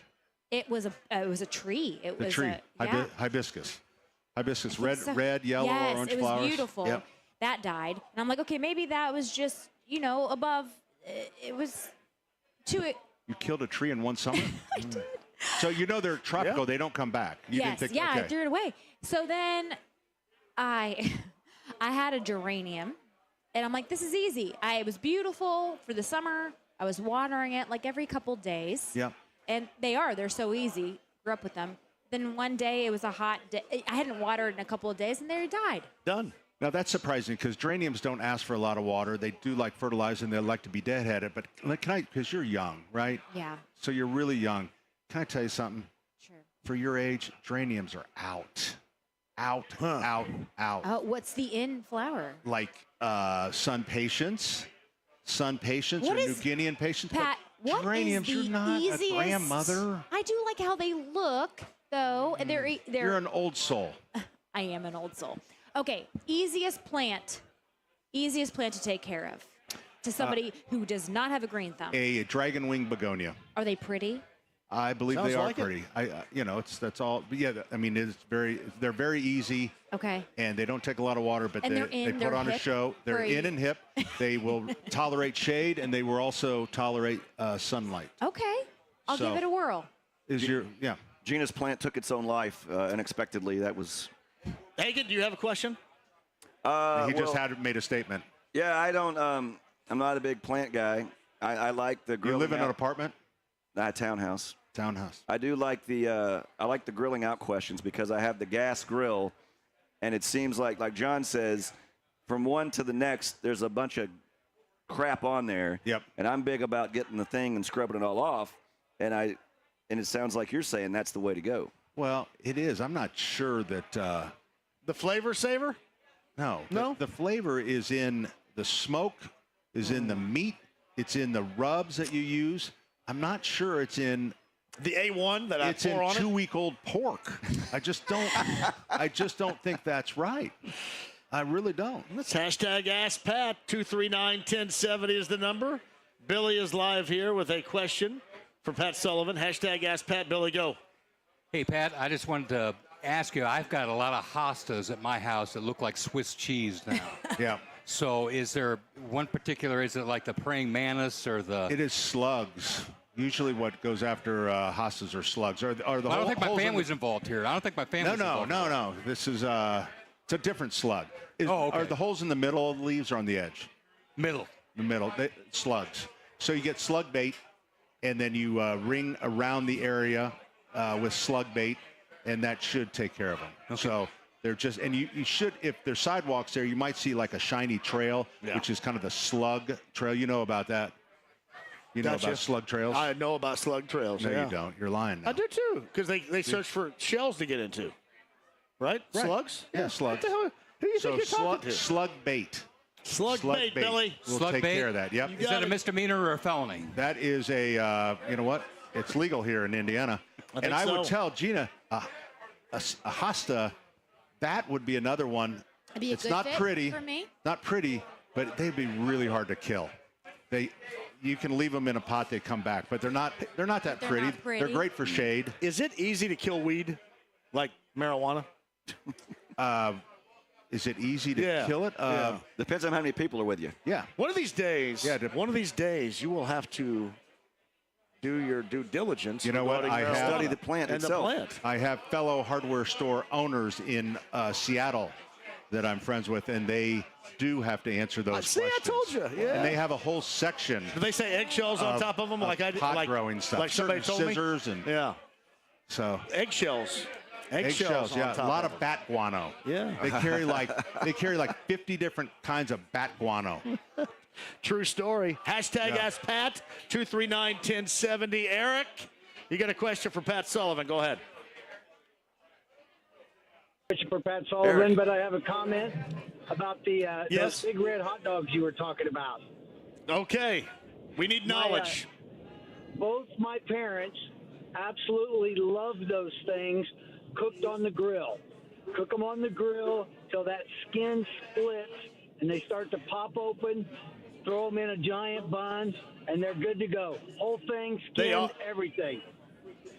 They are good to go. My grandmother boiled them, and I know that sounds gross. That is gross. Well, I mean, there's nothing like good hot dog water, but that's delicious. I know. Fred Durst would agree with that. No. That's the scoop on the big red hot dogs. Big red hot dog from Eric right there. So I'm telling you, those are big deals right there. They are, but I always thought those were called Red Hots. Get your Red Hots. Get your Red Hots. That was not part of my growing up. Hey, Pat, I got a question for you off the topic of plants, fireworks, and hot dogs. I got to do some caulking. When you get one of them caulking guns, are there different sizes of the what you'll launch out of there? Different like tubes. Yeah, exactly. The news person. See, right there. See how smart she is? No, that's all determined by how you cut the tube. Okay. So you cut the tube to the bead that you want. So it's like a pointy thing, and then you cut it to how fine a... That's correct. But when you open a caulking tube, you cut that, and then you have to take a nail or a screwdriver and shove it down in and break the seal. If you don't, a lot of times that tube will blow up out of the side. Oh, okay. And then everybody goes, rookie mistake. That sounded like when I had kidney stones in 1986. That's right. And they had to do basket 15 surgery. years old, halftime. Basket surgery. You heard that? Gina, have you heard that this week? I scored 11 points. About him passing kidney stones when he's 15. You know, my bingo card's full. I had colonoscopy and kidney stones on my bingo card. 11 second-half points against Shakamak after I passed a kidney stone at the half. And as a sophomore. That was probably the only thing you passed all day. It was the kidney stone, because you damn sure didn't pass the ball. And then my coach told me I was out of shape. I go, no, something just shot out of me here, okay? What? And I always say, every time. Something came out of my musket. Every week when he tells this story, I'm always like, what 15-year-old passes kidney stones? Right. He was eating red hot dogs off the dirty grill. No, Big Red, the deliciously different drink, Big Red, gave me kidney stones. But you don't know that. No, I drank too much Big Red when I was growing up. You don't know that as a scientific fact. That's so true. That's so true. I drank too much Big Red. That Big gave Red me kidney was a Terre Haute drink. Yeah. Well, Bedford, Indiana. This is something, Gina. Bedford, Indiana. This is like 6 years ago. Was named the biggest market, most popular market for drinking Big Red by Big Red itself. Interesting. Wow. Yes. Bedford, Indiana. Yeah, you gotta hang your hat on something. Stones. Greene County Champagne there. Yep. Hey, who do we have next, Nathaniel? Who is this at 239-1070? We got Daryl. Daryl! Hey, Daryl. Hi, Daryl. I know you. Hello. Good day, and thanks for taking my phone call. You got it. Go ahead. Do you remember Big Shoe Barbecue? Big Shoe Barbecue in Terre Haute. I don't. Was it there back in the early 90s when I was there? You know, it was a place right in the middle of Terre Haute. It had the most fantastic barbecue. Sam Kinison went there. A lot of big-name people went there. Huh. And I'll tell you what they did, Jake. They served those big red hot dogs dipped in the Big Shoe barbecue and on a bun, and they served it in wax paper. And I'll tell you what, it was fantastic. I don't remember that either. I am all about that. Well, Daryl, you're talking to Gina, too, and Gina spent some time. I did. Are we saying Terre Haute, shoe Indiana. or shoot? I grew up in Terre Haute. I'm 57 years old. I live in Indianapolis now, Greenwood, but I'll tell you what, it was unbelievable. And they sold that barbecue sauce. The son took What it part over. where in Terre Haute? Was it down? I'm sorry to interrupt you. Sold the barbecue sauce in stores locally. I think it's Shoops because we sell that sauce. You're saying Shoops, not shoe. Shoops? No, big shoe. The guy had a great big shoe. He was an old black man right in the middle of Terre Haute, Indiana. It was called Big Shoe Barbecue. The Big Shoe. What was more popular in Terre Haute, the beef Manhattan at the Saratoga, or what you're talking about now?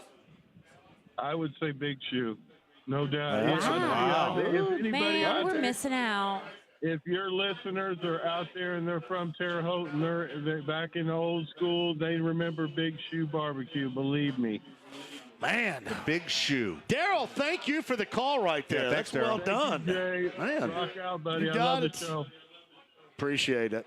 Let's hashtag Ask Pat. Wow. Tomorrow morning, 9 a.m. You guys in studio? 9 a.m. We are 9 to 1. Tomorrow we are actually in studio, so we'll be there taking your calls, having a little bit of fun. Right. With the whole gang.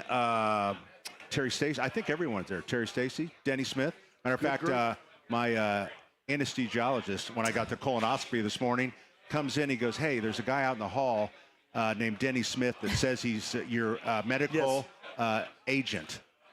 I said, he's got a microscope and a couple of tweezers. Put him back in the waiting room. Yeah. Not getting anywhere near me. 9 a.m., 93 WIBC. That's the Home and Garden Show with Pat Sullivan, Denny Smith.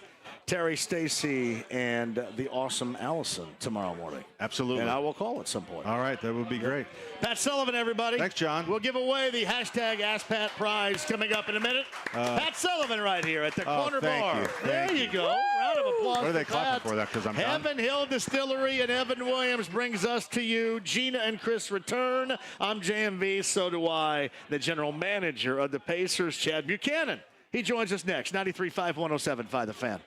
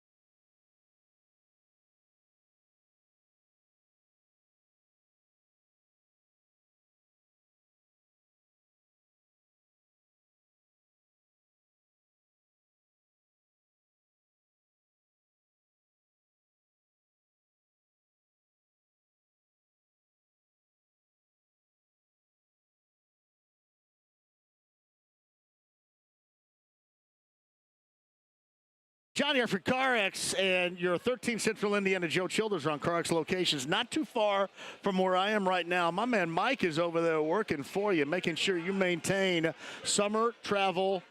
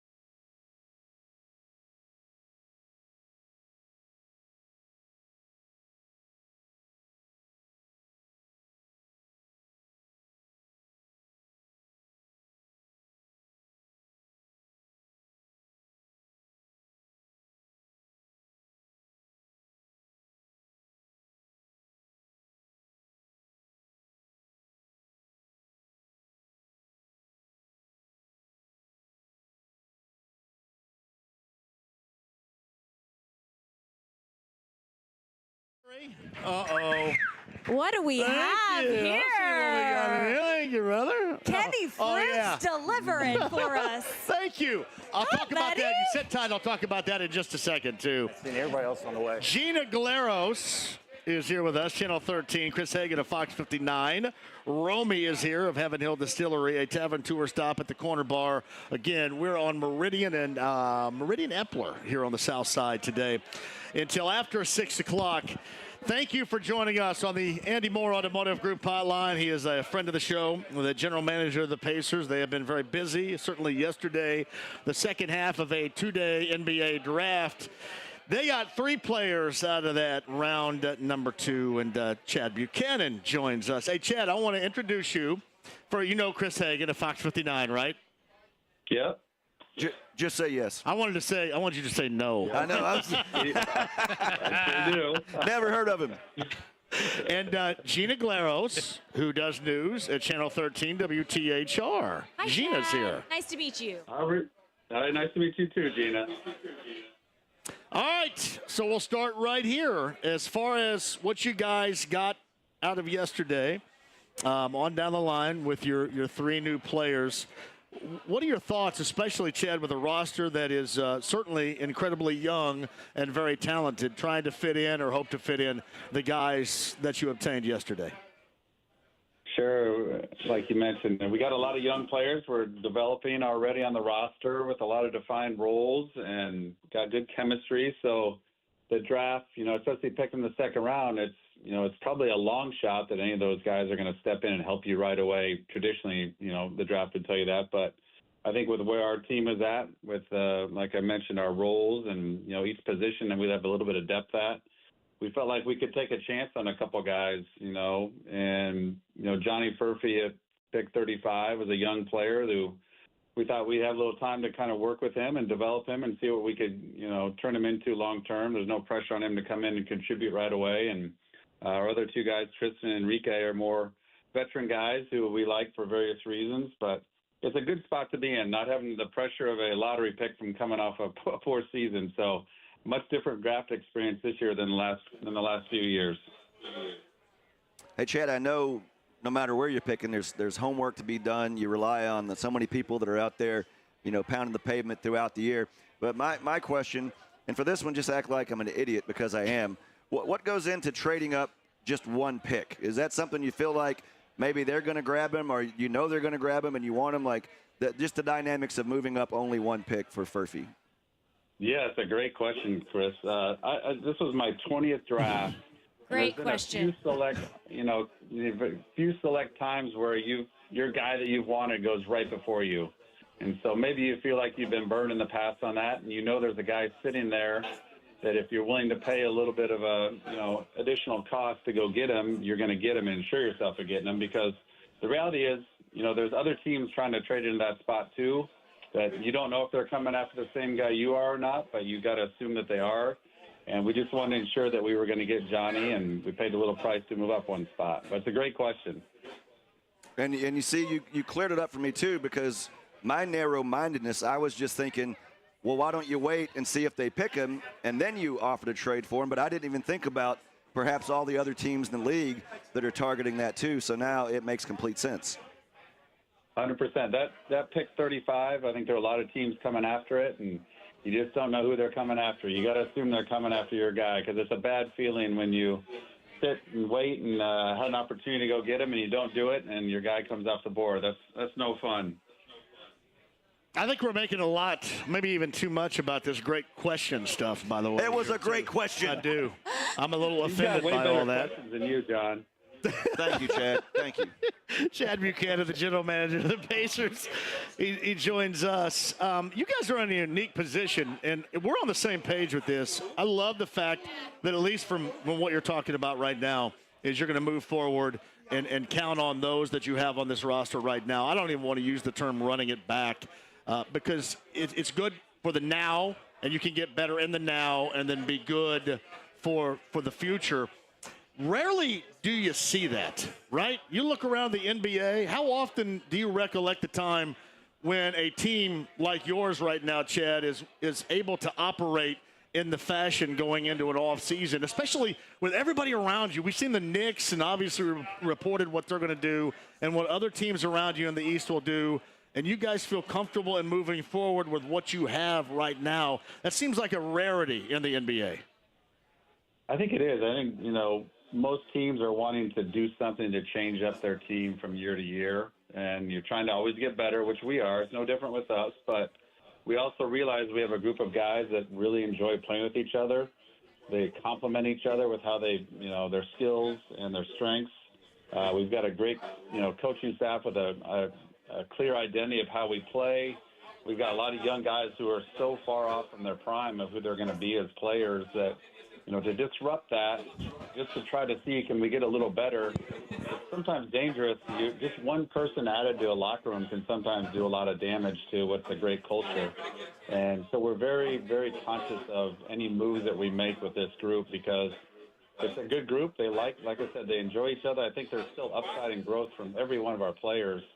And we want to see what that looks like for another year. We've got a couple guys who didn't even play in the playoff games. Benedict Mathurin and Jarus Walker didn't really contribute in the playoffs, and we feel like both those guys can be big parts of our future. So we technically are potentially adding two key pieces to the team that weren't performing in the playoffs for us this year. And it is pretty rare, though. I think most teams want to tinker with their lineup a little bit or their roster, but and we'll always look for opportunities, but we're very, very protective of what we have right now and want to keep this group together. Yeah, Chad, before you came on, I was talking with John about how I was up in Boston, and this is probably 3-4 hours maybe before tip-off, and I saw Benedict out there just taking shots and running around, and it was like, I don't want to say he was forgotten, but in the middle of that great run, and then I'm like, oh, yeah, they got Benedict Mathurin. What would he be doing if he was here? It was exciting to see him back out there trying to get back into form. So that's something, too. You talk about altering what you had, and it's nice to know what kind of, proven commodity you have in him and how much better he can get. My question was, I know the evaluation process of players, teenagers, older guys is year-round. Before the draft, you have these guys come in for workouts, some that the media are allowed to come in and watch, and some maybe behind closed doors. How much, not necessarily for this draft, but other drafts as well, how much do you take from those workouts? Does that just kind of accentuate things you already knew about them, or can somebody come in from one of those workouts just for a day and really change your perception of them? Yeah, if you've done a lot of work on a player, one 45, 50-minute workout shouldn't sway you too much. I think our scouting staff is very good at, and we talk about this quite a bit, when you go watch a player play in Champaign, Illinois on a January night and they're playing a Big Ten game, how you walk out of that building in January about a player means a lot more than how you walk out of a June workout when they're out there going through 50 minutes of shooting drills and 3-on-3. So, a workout can help in the sense of seeing a guy's size, strength, athleticism up close, and more so getting a chance to meet them and talk to them and get to know them a little bit. But what they do on the court in a workout is very, very rarely going to sway you, good or bad. There's just too much in a guy's resume and profile to allow a small piece like that to sway you away, because mistakes get made when you judge it off of that. I mean, I could go watch John play pickup basketball on a Sunday morning and think he's a lottery pick, but then I bring him in for a workout and he can't make a layup. So I got to be careful on how I evaluate a workout. Well, let's be honest. He's never trying a layup because he never goes inside the three-point line. But, yeah, I guess the main thing is if you get a chance to talk to a guy and that interaction, that personal interaction, I guess that would be go way beyond just, watching him out there go through drills for half an hour, 45 minutes. It is. And, I wouldn't tell the players that we bring in that we do this, but you're going to talk to them about other players in the draft. You're going to talk to them about some of their teammates. If you have a kid in from Duke for a workout, you want to learn more about a couple of his teammates, you get good information from players, and, they're very honest about, their peers, and that's always helpful too. So it's not just the player you bring in, but it's also gathering other information on other prospects in the draft at the same time. Chad Buchanan joins us. You guys didn't bring in Furphy, did you, for a workout? We did not. No, we did not. When's the last time you selected a player in the draft that you didn't bring in for a workout? Oh gosh, it's been it's been a while. We may have had some guys in the second round that maybe we selected that didn't come in, but it's been quite a while. You know, we couldn't get Johnny in. He was projected to go higher than where we were picking. Yeah. And so an agent isn't going to waste the kid's time or your time sending a guy to you that's not going to be available or they think it's not going to be available. So that's why we didn't get any interaction or workout with Johnny. Were you guys thinking at all about trading up and would have, let's just see, for example, would have Furphy been that target had you traded up? Because I was kind of curious if there were some thoughts, and I'm assuming you probably did think about it, but would he have been a target had he been available and trading up into the first round if that would have been the execution? In a certain range in the draft, yeah. I think the other night we had a couple guys that we saw slipping into the early 20s, mid-20s, late 20s that I think a lot of teams around the league were probably trying to pursue a pick in that range to draft one of those guys. You know, we had Johnny projected in the first round, and we had a couple other guys as well that we were, you know, we inquired about what's the price to get into the draft to try and take one of those guys. And it kind of goes back to how much are you willing to give up of what you have now, you know, both on your roster and future assets to go get a kind of an unknown quantity. And we like every guy in our roster right now, so we didn't want to give up somebody that we have a strong belief in to go get a guy who's really an unknown. He is Chad Buchanan, Pacer General Manager on the Andy Moore Automotive Group hotline. So, hey, are you going to piss off my mom and let Obi get out of here, or what are we doing? What's happening? We'll see. I hope not. I don't want your mom. I don't want to be in bad graces with your mom. So I may need to lock my doors at night if he's not back, it sounds like.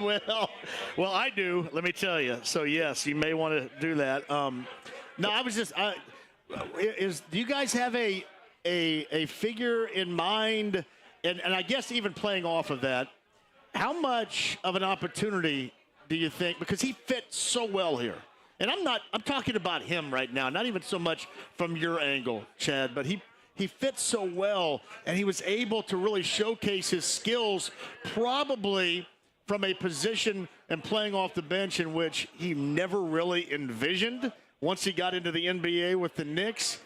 And, man, if I were him, I'd be apprehensive about wanting to really bust that up, especially with what you've got right here.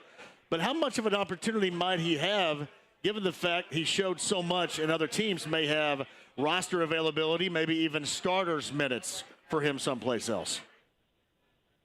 Most teams, you know, they have a clear kind of identity of how they play. And so you're looking for players that fit that. And that's, number one, why we targeted Obi as a great fit for how we were playing. And I think, you know, how it played out, he turned out to be the fit that we hoped he'd be.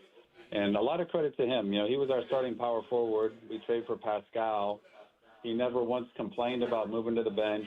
He embraced his role coming off the bench. Obviously, you go from playing with Tyrese to playing with TJ McConnell. It's not that big of a drop-off in the type of point guard you're playing with and the pace you're playing with. So give him a lot of credit for handling, you know, his situation, because his role did change after the trade. And I think as a player, you got to weigh a couple things. You got to weigh, you know, your role. Are you happy? Do you enjoy the team you're on? Do you enjoy your teammates? Or you feel like you're being maximized with what you can do?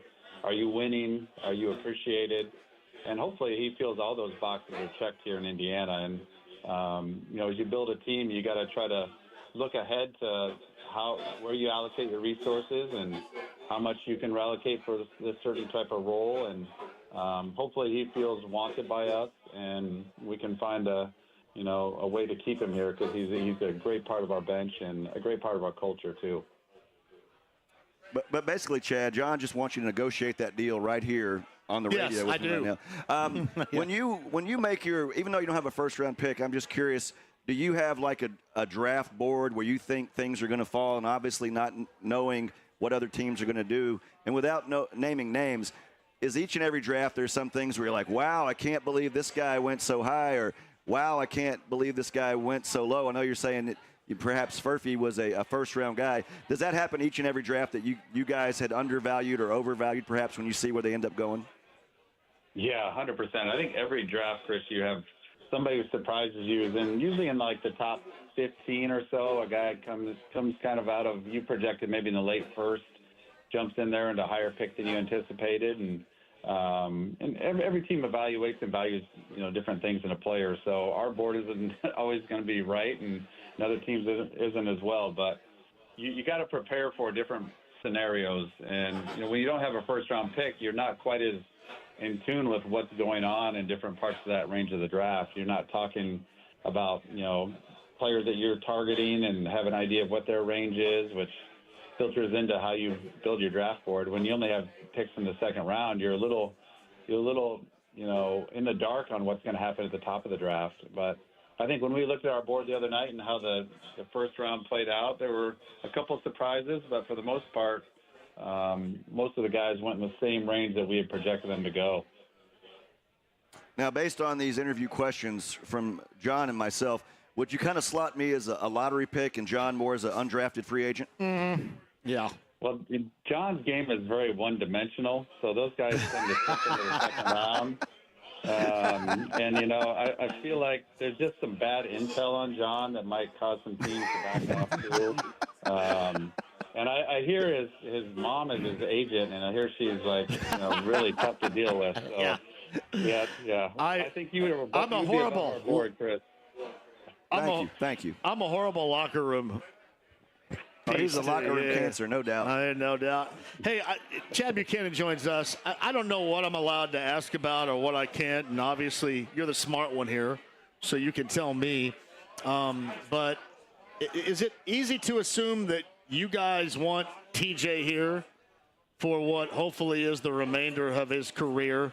Could we expect something like that, something solidified in the future? Are you allowed at all to talk about that? Because I think, did you mention a little bit earlier, not many guys, if any, are able to back up Tyrese Halliburton and bring the same pace of play offensively that Tyrese brings as that level of a starter with the Pacers.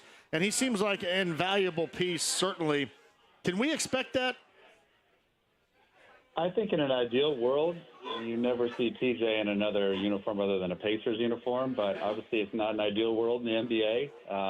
I don't anticipate us trying to lose him anytime soon.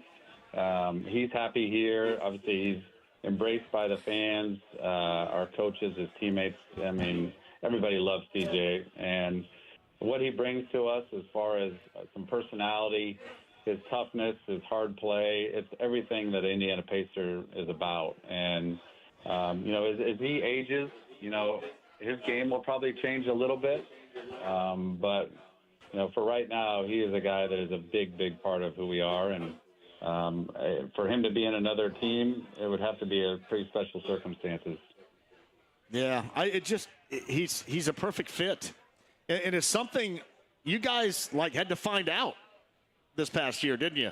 I mean, just how valuable – you knew how valuable he was, but then as he has his entire career, whether it's Duquesne or Arizona or, hell, probably in high school as well, he proved how valued he is to you over the course of the season. And, man, just was so good down the stretch and certainly so good in the postseason.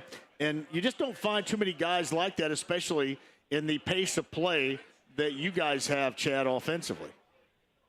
And as I think back to TJ's season, one of my favorite moments of the year, we play Game 5 in Milwaukee, and we just play awful. And, we get blown out in their gym. TJ has a really, really rough game.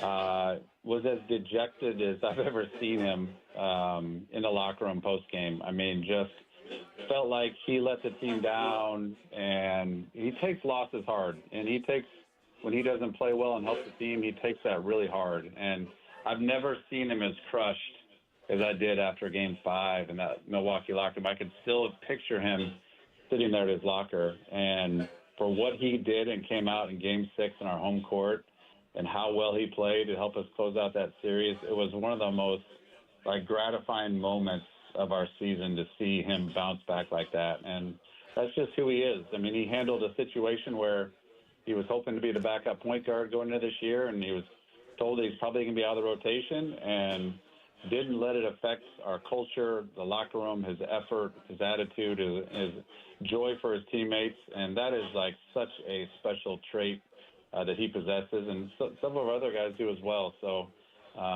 He is really a special guy in so many ways.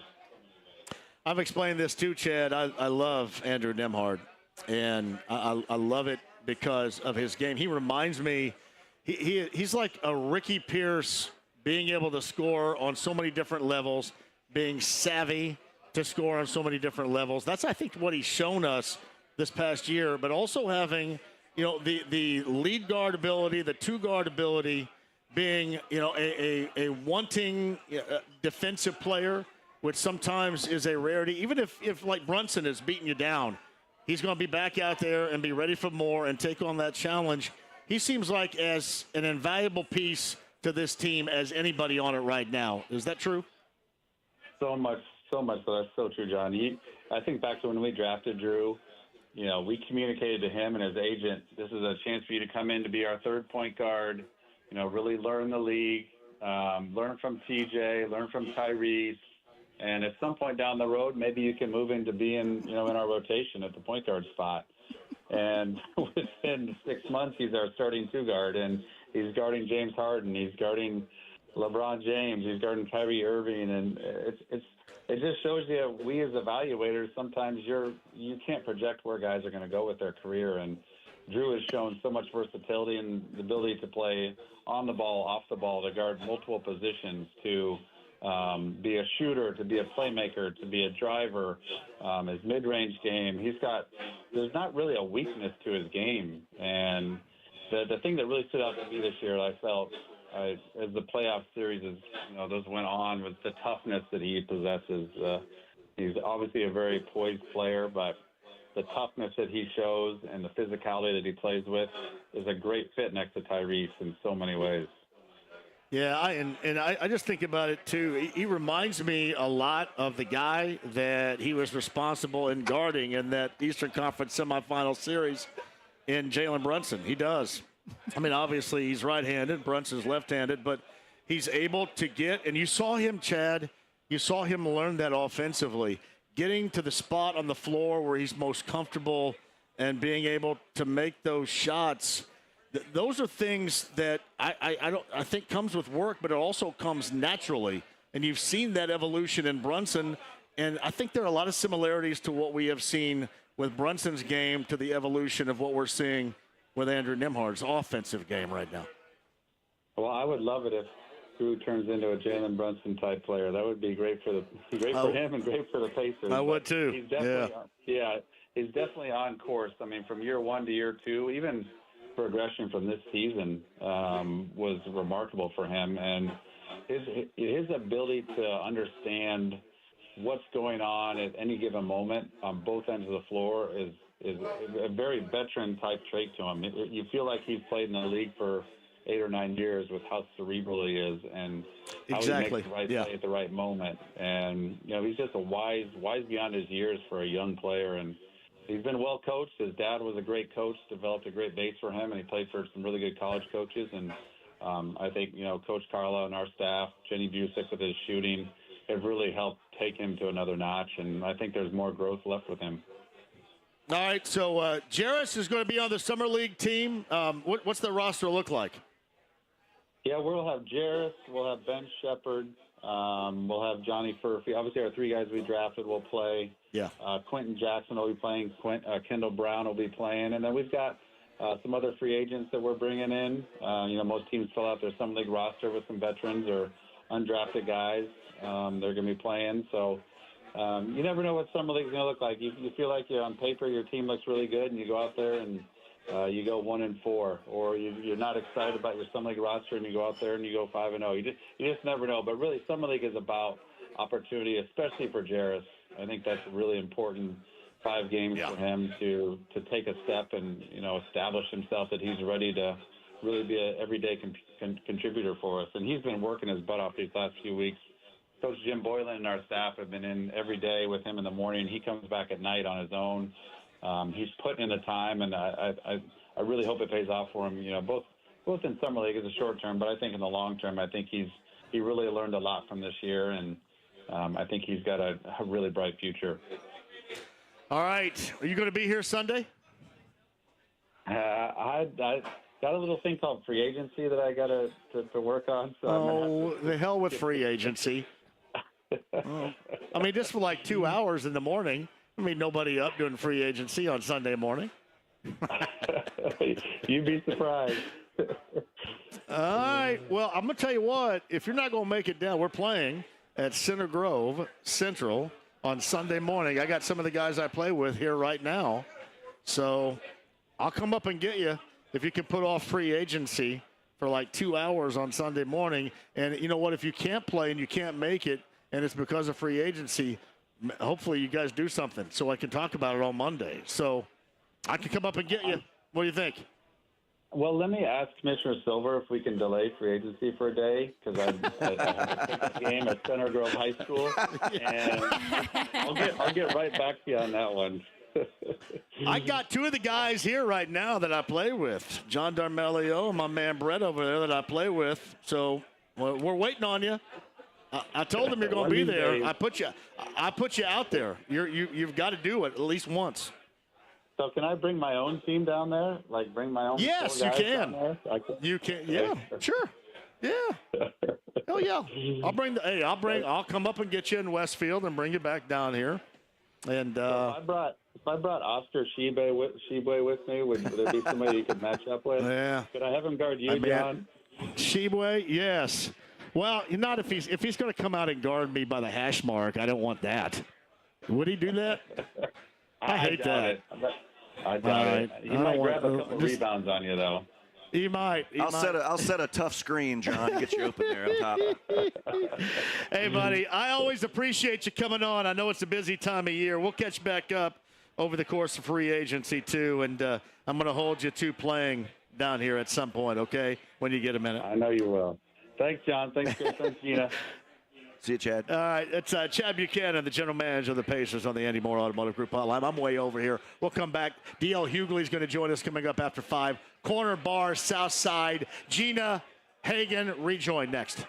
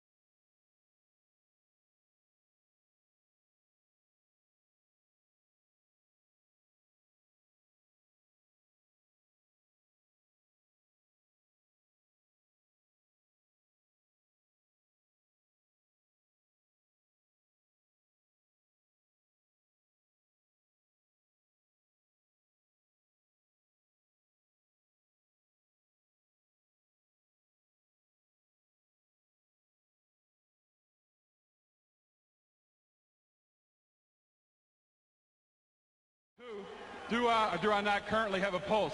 Yes, I do. Let's play football. 93.5 and 107.5. The Fan. All right, corner bar, everybody. Evan Williams is our Tavern Tour stop. Now, this is going to be really quick because I went way far. I say we did because Chad Buchanan had to talk about Chris Hagen's questions being so great. Thank you. Like multiple times. They were fantastic. Chad Buchanan, he was really good. Podcast 1075thefan.com.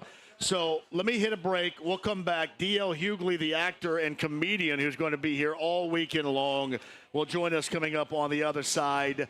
Jim Romanak rejoins, and Donna here from the Corner Bar will join us in the 5 o'clock hour. A lot more for you. It is the Tavern Tour stop in the month of June. The Corner Bar on the south side, Epler and Meridian, looking for you, and what a great Friday it is going to be. A lot of music and a lot of fun with 93.5 and 107.5 The Fan.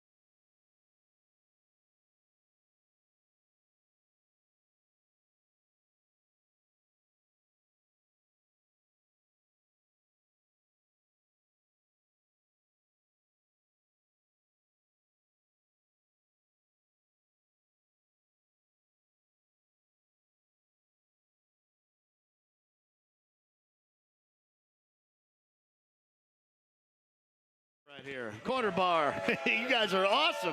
What a great Friday this is. Heaven Hill Distillery. Donna, the owner, is going to join us in a second. Chad Buchanan was very happy to be on with everybody here. Really enjoyed that conversation. Podcast 1075, thefan.com. Pat Sullivan a little bit earlier as well. Cam's the on-site engineer. I'm John. Chris Hagen of Fox 59 and Gina Glaros of Channel 13.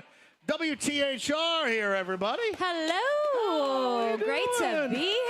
It's a full house. Chad Buchanan, what is this? What is the big cheering reception for Gina? Oh, Chad. He says my name, I get Bupkis.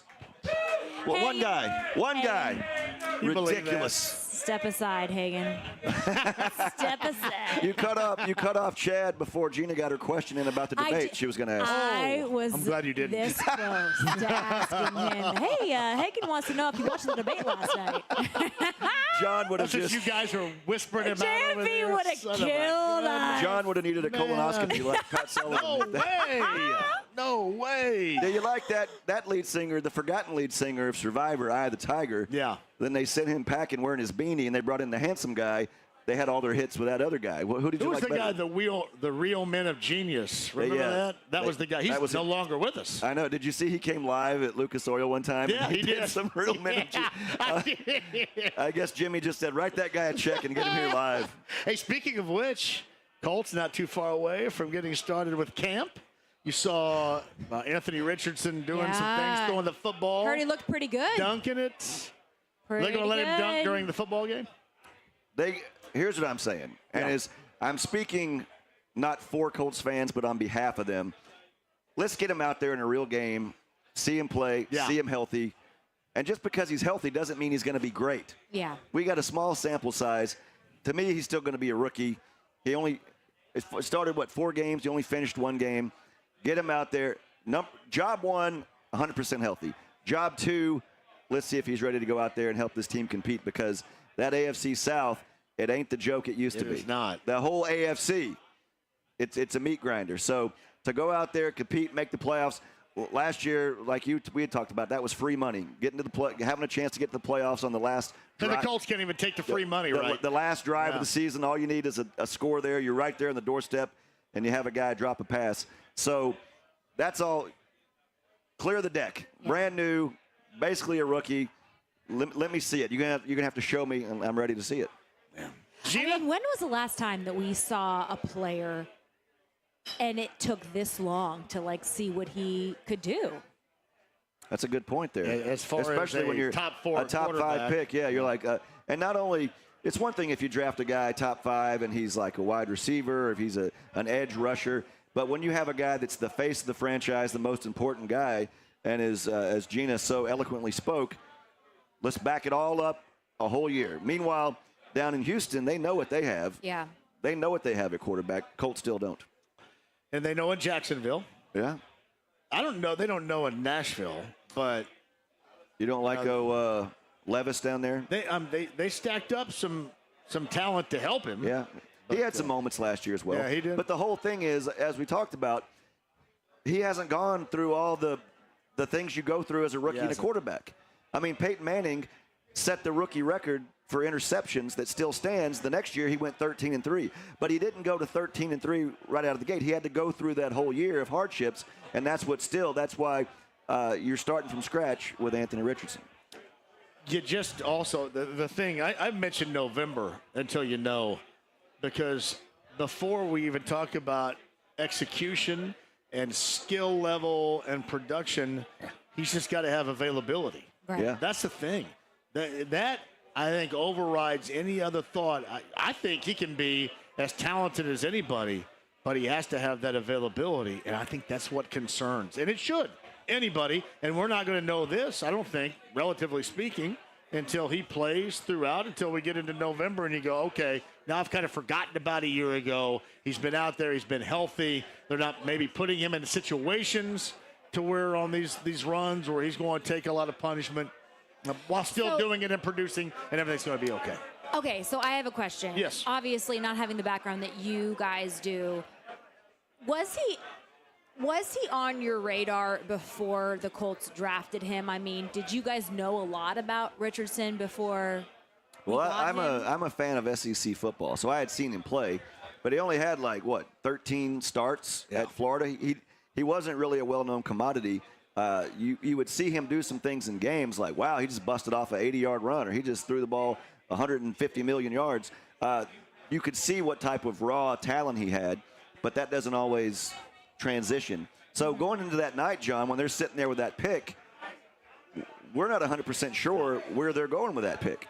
So you figured they're taking a quarterback. There's a buzz about it might be this guy. A lot of people had it marked down that it would be Will Levis, and that was not the case. He doesn't go until, way later. So he was on the radar, but it wasn't like a slam dunk, this is going to be the guy. And who knows if the Colts don't take him, how far he goes before somebody takes him. It's funny, somebody had just mentioned, well, Kansas City waited on Patrick Mahomes, but we're not talking about waiting on somebody because you have Alex Smith and you're going to acclimate this guy to your whole situation.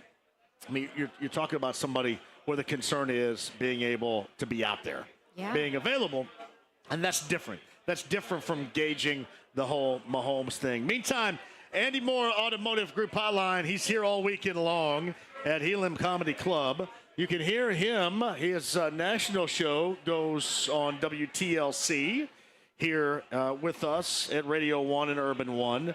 Actor, comedian DL Hugley joins us now. Hey, DL, thank you for joining us in Indy. How are you?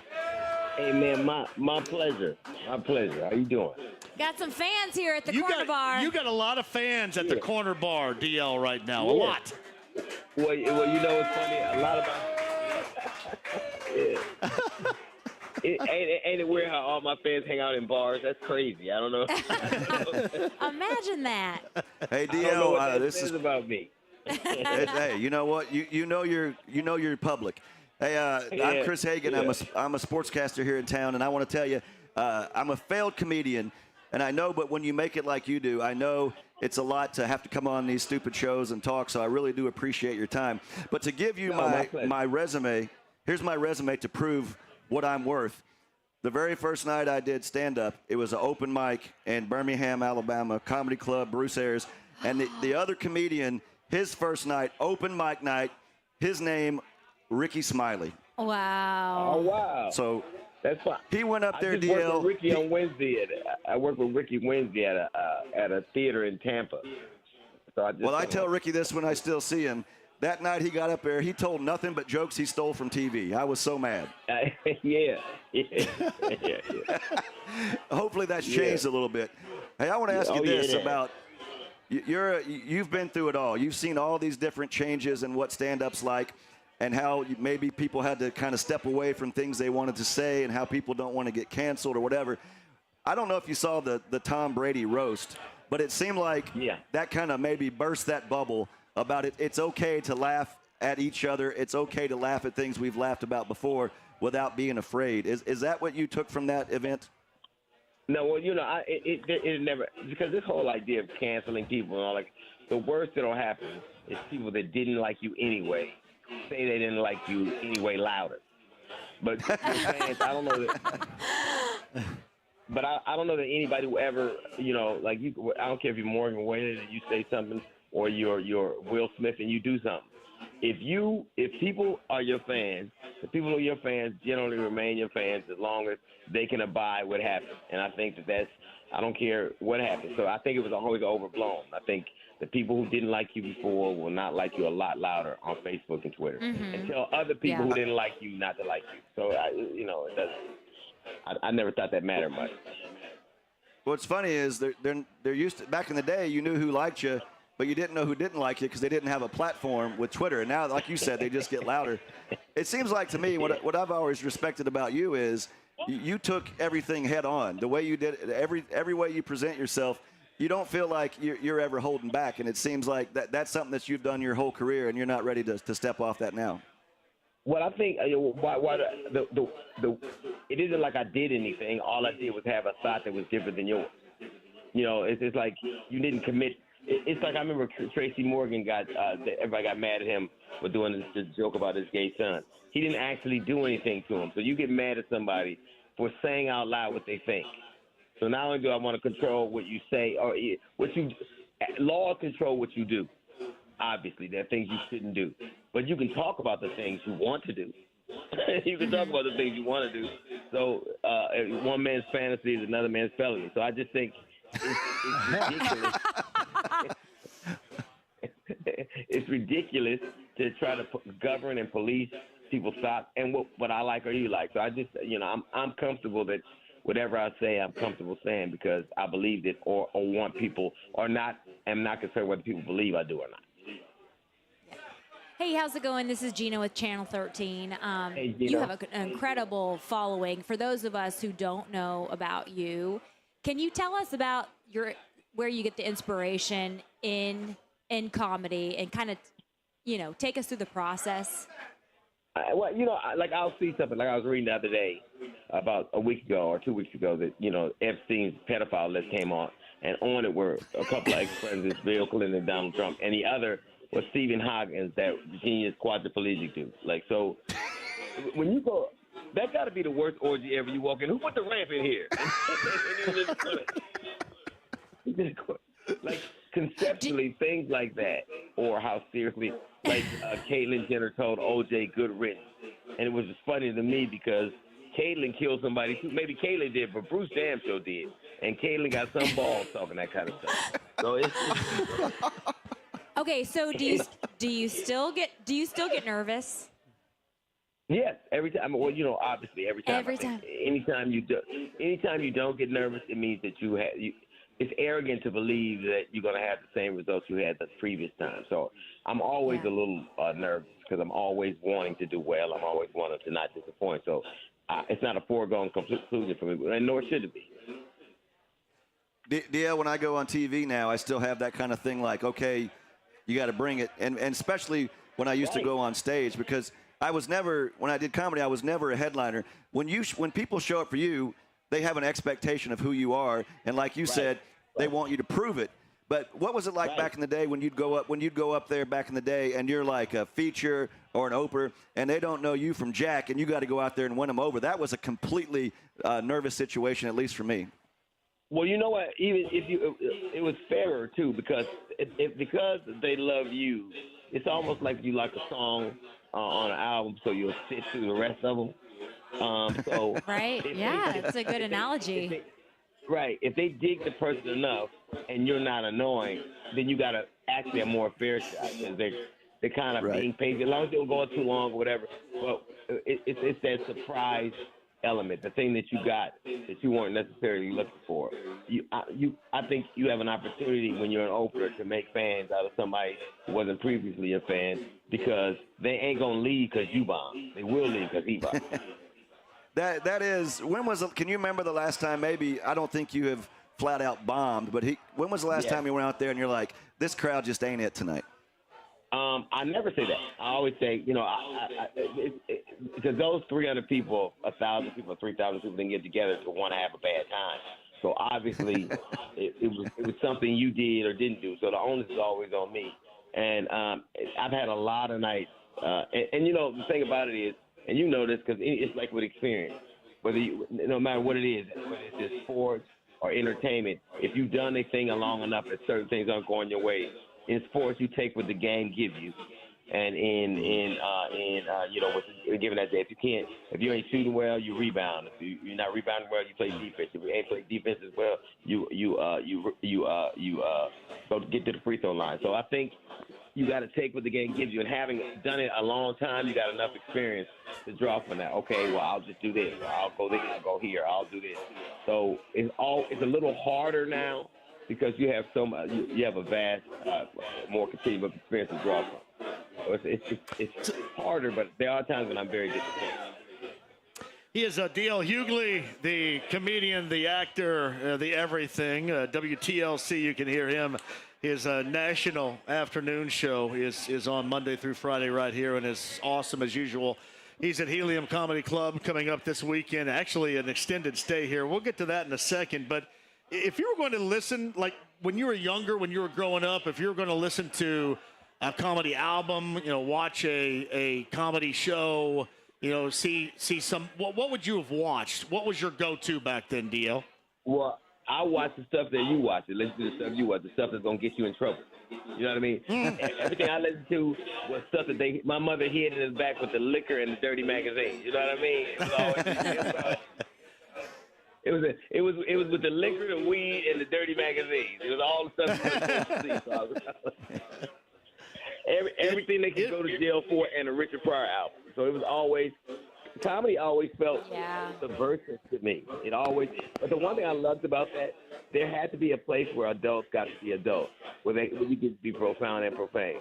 Now, there isn't a place like Donald Sterling said the N-word at his house. There got to be a place you can be racist or homophobic or misogynistic. There's nowhere you can be actually who you are. So I think that comedy used to be a thing that wasn't for public consumption, that you got to see just for you. It was a guilty pleasure. It was something that now you're judged by the things that you're entertained by, or the things that you're interested in. So it's like now everybody has a Google search or a browser history. But ultimately, comedy used to be a thing that you knew that you weren't supposed to be hearing.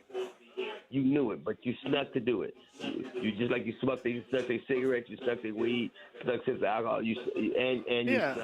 It's like DL's like that porn. It's like that porn. Yeah. We were trying to. My neighbor had deep throat. We kept trying to sneak that out of there. That's what you're talking about. Yeah. Yes. But you knew you were wrong. You knew that they didn't give you permission to do it. We did know we were wrong. Hey, these kids today don't know how lucky they got it with porn at their fingertips. We used to have to work. Hey, DL. There is no barrier because I have to make everything about keeping you safe. I don't get to do the nasty stuff I want to do. You know what I mean? Because everything's about, we got to keep the kids safe. Damn, stay out of my bedroom. If God wanted you to know what he would have made locks. DL, how lucky do musicians have it as opposed to comedians? Because I saw James Taylor in concert a couple weeks ago. He didn't sing a song that wasn't at least 40 years old. He just goes out there and plays it over. You got to come out there with new stuff every time. It's a whole different game. It is. And you know the thing about it is music is imbued in your mind. Comedy is imbued in the moment. There are like 4 universal languages. Yeah, that music will remind you of what would happen, and every song you like takes you right back to what you were doing, whether it was good or bad at that moment. You can hear some songs that make you want to reminisce, and some songs that make you want to turn it off. But ultimately, it's etched in your psyche. Comedy is timber. Comedy is Chinese food. Like you remember a great joke that is great to you. But it ain't great. Like it ain't funny out of context. And the problem with comedy, it's perishable. It has a short sell by use by day, and so music doesn't have that. That's what's great about talking to you and being a fan of yours from a distance for years. And I think this is true of most comedians. There's a lot going on than just that moment with the joke. I think you got to be smart to be funny. Absolutely. You're smart to be smart in the moment, to be quick. And that's why I think so many comedians can be good actors. Because not every actor can go be funny on the stage, but a lot of folks funny on stage can go be actors and be dramatic as well. Yeah, and that's because most of the things that happen to you, you had to see. Telling a joke isn't just saying what you saw. It is making people feel like they were there, even at that very moment. That's why you can take the time. But I think it is a spring. Like if you have raw elements, like if you have speed and you can jump high, there are things athletically you can do. There are a lot of things you can do. Like a lot of great track stars can do other things. That, a lot of great athletes, the athletic prowess extends to everything. And the comedic vantage point and that self-deprecative perspective works in almost any incarnation. So it's a transferable skill set. Yeah, I think that's what comedy is in a country divided, you realize like how much you actually really have in common, right? How old were you? What's that? I said there are 4 universal languages: music, love, laughter, and math. I don't care wherever you are. Everybody loves to laugh. They might not laugh at the same thing. Everybody loves music. They might not like the same music. Everybody loves, whether they love a lot or a little, And math is all the same thing. Wherever you go all over the world, that's how we're connected. Because there's some things that are as finite as gravity, and those things don't need. They can surpass a language barrier or a culture barrier or an age barrier. So, but those are the things that make us more human. Our ability to love, to laugh, to learn, and to see things, just from an organically human perspective. So you're right. It does. It's illuminative of how human we are and how alike we are. How old were you when you realized that you were funny and that you wanted to make a living in comedy? Well, I was very young when I realized that people would listen to the things I said if I was clear. So I don't know that I would have called it funny. But I knew that I could make a living off of it. When I picked up a microphone, I think I was 20, 21 years old. The very first time I picked up a microphone, and I knew that it was what I wanted to do for the rest of my life. So it was more like you have people, and whether it's a religious epiphany or love or anything like that, anything that kind of strikes that tone in you. I knew, like, I do comedy every week. I don't care. I do the radio. I go to radio from whatever TV products I'm on to write to comedy because it's something I love. It's a labor of love. So I knew that it would be something I did forever. And sometimes you obviously aren't as successful in your endeavor to make people laugh or have a good time. But I'll say this: there's never a time I've ever been on stage where I didn't give it the best I had that day. And that's why we love you, DL. He'll be at Helium. I was going to ask you this. Now, I tried to get these two clowns. Now, I'm not very political, but I thought last night. Here we go. I tried to get them to talk about the debate, not from a political perspective, but just from a humor perspective, because I thought that thing last night was hilarious. Right. Well, you know what? I knew they cut off the mics, but I didn't know they cut off the oxygen. I didn't know that was going to happen. Oh my God! I knew. Go ahead. I actually didn't need a calendar. I didn't need a debate to tell me that Biden was old because I spent a whole day with him about 4 weeks ago. I went to the White House, on the Air Force One, we talked to him, and I have a different perspective of that. I think that How did that go? If I watched it, well, I talked to him about some things. We talked a very long time, and I've always been fond of him. But the thing, to me, I watch Chopped, right? And Chopped, the best chef ain't the one, just because a chef can cook the fastest or use those ingredients or make the cut for a TV show doesn't make him a great chef. And I think debates don't make you a great president. So, and it's funny because if you can forget somebody, if you can support somebody after 34 felonies, I can support somebody after it's a forgetful night. So it all depends on what your level of expectations are. So I think, but I wasn't shocked that an old man acted old. I wasn't shocked that an old man was up. Let me tell you something. If you see any dude past 80 working past 8 o'clock, he gonna be just that same way. I just wanted to give him a hug. I was watching. But what people forget is Donald Trump and Joe Biden would be in the same high school class. One would be a senior and one would be a freshman, but they'd be in the same yearbook. So let's not pretend.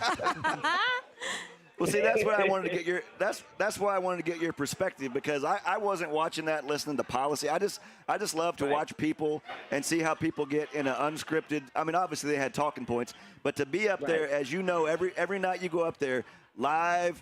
No redos, no excuses. Right. And that's not easy. We do this on the radio and TV. You do it on stage. It ain't easy, and there's going to be some slip-ups. But when you got the whole world watching, that's a whole different ballgame. Hey, man, let me tell you something. I think that everything's performative now. Like, most of us don't have to do our job interviews in front of the world. But I'll say it is generally people will see what they want to see. And so all you can ever do is be as clear as you can. So I'm not. If my daughter called me and told me, "Are you watching this?" I said, "I've seen old men take naps before. I never I didn't want to watch Mike Tyson fight Jake Paul either. I didn't want to see that either. I didn't want to see it. It's DL Hugley with us at Helium all weekend long. You're actually here until early next week, aren't you? Yeah, I'll leave Monday, but I'm gonna be here. I got Friday, Saturday, and Sunday, so I'm here. And I think it's an expo, so I'm really excited. I've always loved this city. I always have a great time here. One of my favorite steakhouses is here. So. Well, they love you here, no doubt about that. One of my favorite stations, we're here on The Fan, which we talk normally sports and stuff, but TLC is one of my favorite stations. It's at Heritage Station here.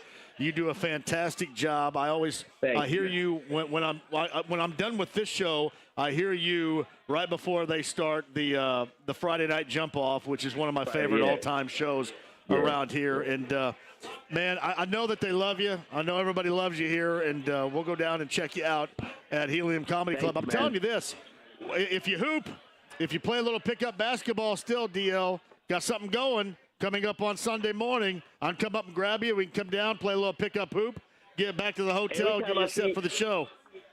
Every time I see an old man with his Achilles blown out, he was doing something he wasn't supposed to be doing. Every time. Every time. No, but I do appreciate the offer. You got it, man. Hey, thank you, well, baby. Have fun in Indy this weekend. Have a great time at Helium, and thanks for coming on. Will do. Thank you, man. Take care. It's DL Hugley right there. He's at Helium Comedy Club all weekend long. And just a fun time right there. Well, that's, comedians are a different breed. You could have talked to him for 3 hours. Yeah. And he'd have an opinion on something. Well, he wanted to talk about sports. You kept working with him last night. It would be, we talked about more than that. he has an informed opinion on anything. You could have talked to him about, scuba diving, and I bet you he had a bit on that. It's awesome. That's Chris Hagen. Gina Glaros is here. Corner Bar, everybody, on a Tavern tour stop. Donna's the owner. Donna's going to jump on here in a minute. And we may have a little bit of extra time coming up after 6 o'clock as well. So 239-1070 if you want to jump on board. Heaven Hill Distillery. Evan Williams brings you this Tavern tour stop.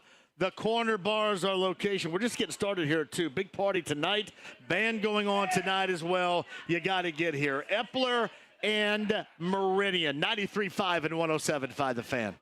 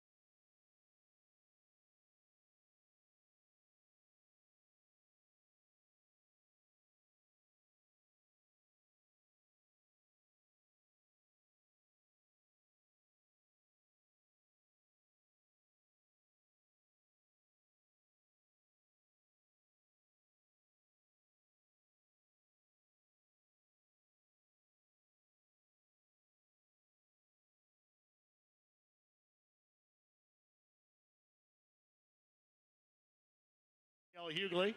All weekend long through Sunday at Helium Comedy Club. Get your tickets now. He was awesome.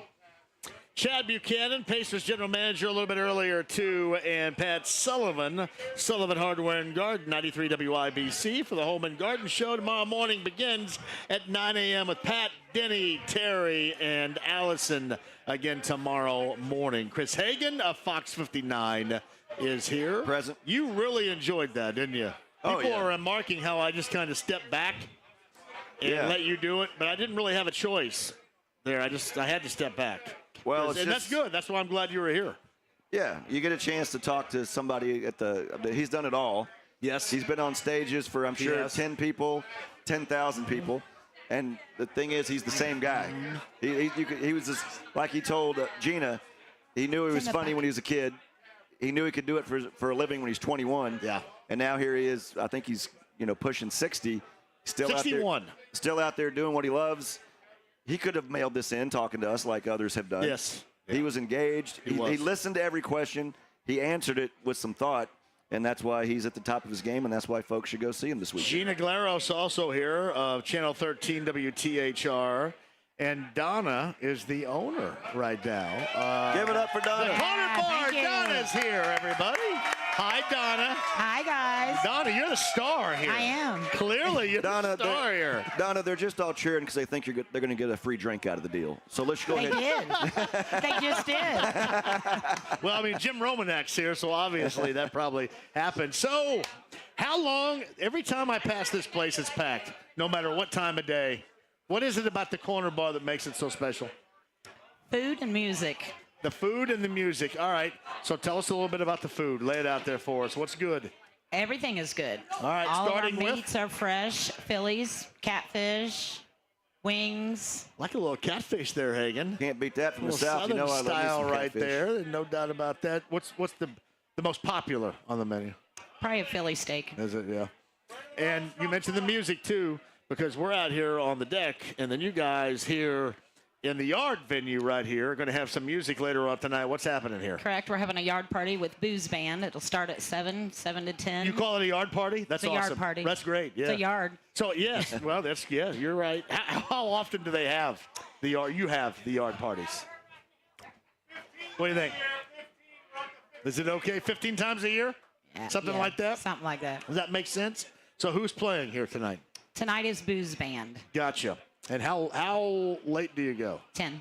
10 o'clock. Donna, let me ask you this. Booze Band. Tell us about Booze Band. Hey, don't jump in my way of my question. You just come walking up and start asking questions. What is this? Now you're placed. Oh my gosh, that was Did you mean. say that? That was mean. If I had feelings, that would have hurt That me. was mean. I meant that in the most loving way. Thank you. Go ahead. We're going to argue Ladies right here, first. Donna. Go ahead. Hold on. Let them argue really quick, Donna, and then go ahead. She wanted to know about Booze Band. Now she loves him. Know your place. That was so mean. That was awesome. I meant that in the most loving way. Hey, do that to Sean Ash tomorrow. Say, know your place, weather guy, you nerd. You nerd. Yes. Now, Donna, my thoughtful question was about how Wait, you. she didn't answer my Okay, question. ask her about Booze Band. Do we know about Booze Band? Booze Band. Yeah, tell us about them. Are they like a rock and roll or? They're a rock and roll. Yes. Okay. I'm glad I waited for that question. Oh wow! All right, go. Donna, you're not just an owner that sits in the corner. You interact with all the people. You have a hand in the food. Literally, this place is really close to your heart, isn't it? It is. Oh, great question. It is my family. She's still talking, and you're going to jump in here. I mean, you. That is a great question. I want to hear more about it. You I do. worked, single mom. You busted your butt to get here to where you are. And you're still going. I'm still going. You got to be proud. I am proud. How many years have you had? I've been here for 10 years. 10 years. Okay. How long has the corner bar been here? 36 years. Wow. But it wasn't the corner bar. Oh, what was it before? Smith and Dale's, Mann's, Southdale's, Old Meridian Pub. Okay, so all family operated though. Correct. Okay. Yep. And what has kept you here this long? I worked here for all the other owners. I live across the street. I always wanted this one. Southside, Catholic people. Yeah. All my friends and family. And she would tell the kids, I'm at the corner bar. I knew the backstory. out I at heard the the corner backstory You heard the about it. backstory. And are you one of those who are like, okay, I've seen this generation and their kids and like like Their kids are now in the bar, yeah. Okay, wow. Yeah, a lot of drunk kids come in here, Gina. That's how they like to do it here. Hey, why don't you guys fight some more? That's great. Donna and I will hang out over here, and you guys can fight. Well, the thing is, we go to so many remotes, which are all great, but when you meet somebody that's so engaged, Yes. I think that's tremendous. No, and this is one of the staples. This is like a legendary place down here, too. It is. In terms, certainly of Southside bars, but bars anywhere. Southsiders. So how long have you had the whole the concert yard right here going? How long has that been? Well, COVID kind of made us do that. Because you had to be out in open air type of Because they situations and such. cut our seating in half, but they allowed me to do 250 out there. Right, so you got to it got to saved go out this there. corner bar, yeah. Now you mentioned you live right next door, but there are some homes here. Is everybody pretty cool? Everybody's real cool. Yeah, that's Yep. We park in everybody's lots. You gotta have. They sit out in their backyards and listen to the music That for says free. a lot about you guys. It That does. says a lot about who you are and the fact that the whole neighborhood supports you. Yeah. I go to a lot of places every week, and this is the first time you've ever had like parking attendants here to a place I've gone. That's a big deal right there. Well, we have to. It is, yeah, you do. No doubt about that. All right, Donna is here. Donna is the owner. Tell everybody what they're going to see tonight when they come here and the food on the menu. Let's entice them to get here even more than what we have right now. Okay, so tonight, 7 to 10, we have Booze Band, rock and roll band out in the yard, $5 cover. Tomorrow night, we have another yard party with King Bee and the Stingers.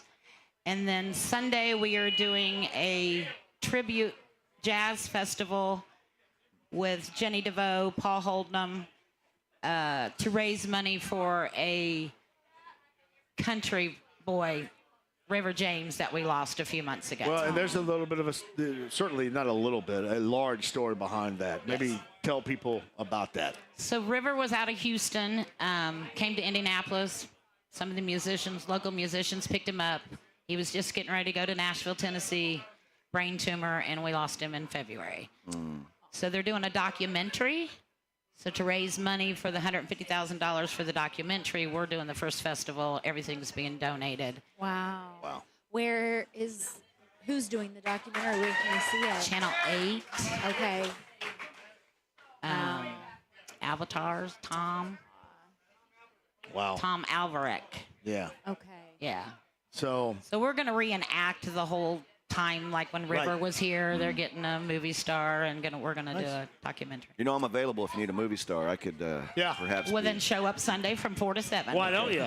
Yeah. You guys going to be done fighting? I love the guys fighting. I haven't fought one bit. Do you look good in a cowboy hat? You know, the more things that cover my face and head, the better. Cowboy hat? Of course, I own a cowboy hat and You cowboy don't boots. either. You don't have a cowboy Yes, I hat. do. Do you? Yes. All right, next Friday, bring a cowboy hat. I wear my cowboy hat. Well, one thing I wanted to point out is you got some great pictures on the wall, and you got a photographer here that really nails the pictures. Tell us give him a little props. Yeah, that's Mr. Pete McKinney. There you go, buddy. Well done, Pete. He is my photographer, and he does shoot all my music 6 nights a week, and then he prints these off. They're all over the building, that's like you can't get better now. And you're in some of these pictures, too, so that's awesome. Few. Yeah. Donna, thanks for having us today. Oh, thanks for coming. It's been awesome. fun. We've been looking forward to this for a long time. Yeah, big hand to you guys. Donna, thank you. Donna, everybody. Corner Bar. Not only now, but coming up later on tonight this weekend. It is a big time. Donna, thank you. Thank you. All right, Gina and Chris rejoin. We go until 6:20 tonight, by the way, too. We've got a little Anything Goes coming up after 6.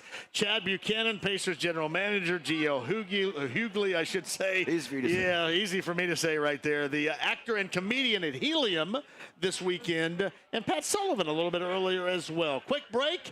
Post Malone tickets we'll give away before the top of the hour. 239-1070. It's coming up next. Sit tight.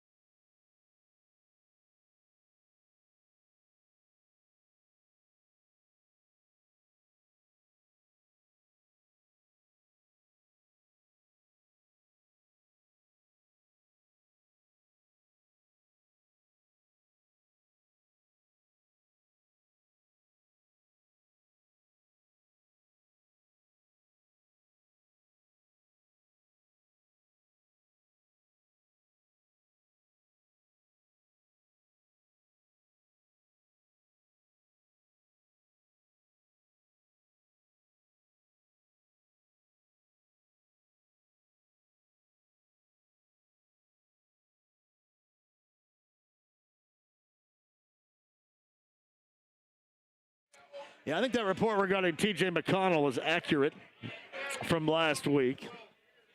And I love the fact, thank you very much, Romy. I love the fact that they're basically bringing back what they have and kind of rolling with the growth of their younger guys. Chad Buchanan, podcast 1075thefan.com. Pat Sullivan, hashtag AskPat. And DL Hugley, who all weekend long, through Sunday, in fact, is down at the Helium Comedy Club. He was awesome. You got to go see him. Jim Romanek, the legendary Romy, is here. Gina Glaros of Channel 13. Chris Hagen of Fox 59. You loved DL Hughley, didn't you? Tremendous conversation. I think a lot of that had to do with my great questions I asked. Much like Chad. Well, Buchanan mentioned twice your great question. I'm a bigger not deal, one time for me. Romy is the T.J. McConnell of this roster. Yes. Because he works harder than anybody. He does. He makes the most of his minutes, his floor time. Yeah. Nobody works harder than Romy. God, you know what? All day long, you have been on fire. Questions, analysis. Don't help him. Keep it going. Seriously. Keep it going. I got buried a little bit today. Keep it going. You got I did. I mean, dude, your hair's on point. You get better looking every time I see you. His shades are pretty cool, too. Well, as much as I hate to admit to bring it. the room down, today is my 10-year celebration of life when I almost died. So I'm living life to my fullest. Can you and despite goes, that, I'm still here with you guys. Can you and anything goes after 6 explain to everybody? Sure. In full detail how that happened. You almost died. Yeah. Almost died. That would have been a dark day for the world, I think. It would have. My God. Nobody would know about Mississippi State baseball. If I died that day? Did that build the camaraderie of the sports department? Would I have been in the A block of the news, or would that get buried? Would that be the kicker? And finally tonight. That'd be the lead. Chris Hagen gagged on his own tongue. And before we let you go tonight, I want to say bye to our very own. This is so morbid. It would have like the slow motion of me and like little sad music. Okay, do you know the picture that you would use, though? If I'm sure it'd be a horrible picture. I'm sure it'd be. All right. Hey, Romy, I know you got to run here. Tell everybody about the next Tavern tour stop, July. Tell you what, I'm just going to recap this one because this one's been amazing. Mm-hmm. I told you I was keeping you on the south side You for were? a reason. These bars, corner bar's been amazing. Donna's been amazing. The entire staff, absolutely phenomenal. Cannot thank these guys enough. Next time that I'm going to see you is going to be on Friday, July 26th at Heavy's Cafe. Heavy's. You know what? We went to Heavy's years ago, and there were so many people there. It was incredible. It's going to be They love us in Canby. They do. It's 8411 Windfall Lane in Canby, Indiana. It is, man, it's going to be a right rager. over there by the Walmart and the Menards. I know. In Canby. It's right next door. It's in sandwich right in between them bad boys. That is awesome. Heavy's is up next. My man, you're awesome. Brother. Jim Romanek, everybody. That is Romy. Romy. He is legendary. Thank you so much, Hagen. 239-1070. Glaros, Hagen, JMV, anything goes on the other side. Post Malone tickets right now at 239-1070. Number 9 is going to go see Post Malone in September at Ruoff Home Mortgage Music Center. Number 9, 239-1070. And we've got anything goes on the other side. Live from the corner bar, Tavern Tour Stop. Heaven Hill Distillery, Evan Williams. We're at Meridian and Epler on 93.5 and 107.5 The Fan.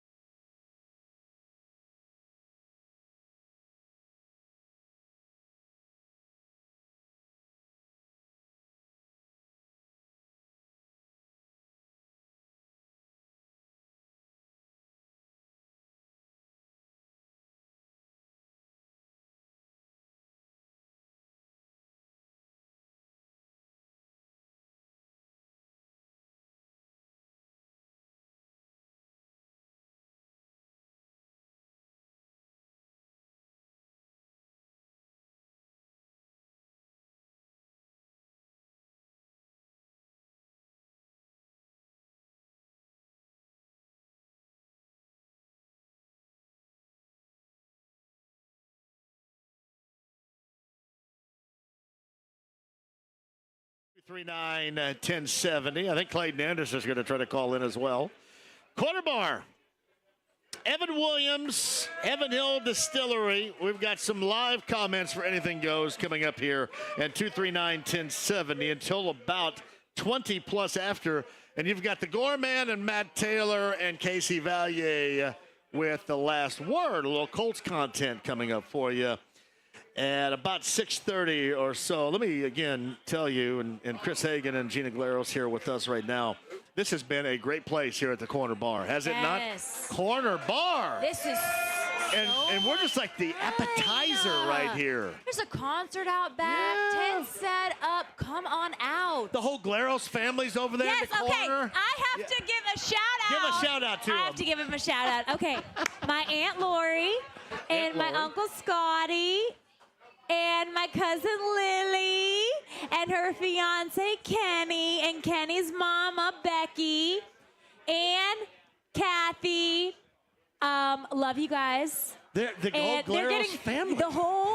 Actually, they're Podolskis, but my Lily and Kenny are getting married in 6 months in December. I'm the maid of honor, and I love them, and it's just so fun to have them out here. You got a lot of weddings to do too. You got a Lindsay Monroe to do. I do. I got some bridal showers planned, some bachelorette parties planned, and they heard you yesterday. They're like, "Oh, yeah, we're gonna be at the Carnival Bar. You know, Gina's going to be here," and they're like, "We were already coming there." So it was perfect. Kind of like a serendipity moment. Like it's all kind of worked out. I don't know what that means. John doesn't know what serendipity is. Serendipity. What? So kismet. It is cool that you're having a family reunion right here, though. So thank you for hosting. Not. Hagen's here as well. Hagen, you having fun? I was not signed up for beyond 6 o'clock. I didn't know what this extra time is. That's too damn bad. That's going to be a little extra in my my pocket, I think, when I leave. You want to talk a little bit more about Team USA and soccer because you so enjoyed that yesterday? You know, I love talking about soccer and the debate. Those are my two talking points for today. Soccer and the debate. Two of the most depressing things of all time yesterday. The three worst things I saw: soccer, debate, and the Fever commit like 35 turnovers and losing to Seattle last night. Oh, my goodness. They were awful last night. That was the worst I've ever seen them play, which is saying something. That was terrible. And it's funny. Now everybody's an expert now on basketball. Have you noticed that in social media? Everybody's an expert on the Fever and basketball. Right, yeah. And like everybody hadn't paid attention ever. At least I tell everybody that. I mean, hell, I don't know what happened like a year before this. I can tell you what happens right now. This team's not very good. And when this team plays teams that's close to them, like Chicago, like Atlanta, like Washington, they can compete and win. When they play teams like that, especially on the road, and especially when they turn it over 5,000 times, you got zero chance. They're just not very good. They're disjointed. They turn it over a lot, and they miss a lot of shots. That's a bad combination. And they don't play defense. Other than that, they look great. It's a bad combination. All right, Andy Moore Automotive Group Hotline. Quickly, we go for Anything Goes. Our good friend, the country music artist, the writer, the performer, Clayton Anderson with us. Hello, Clayton. How are you? I tell you what, are you there, Clayton? Real good. Yeah, can you hear me? You got me now? I got you, man. You on the road right now?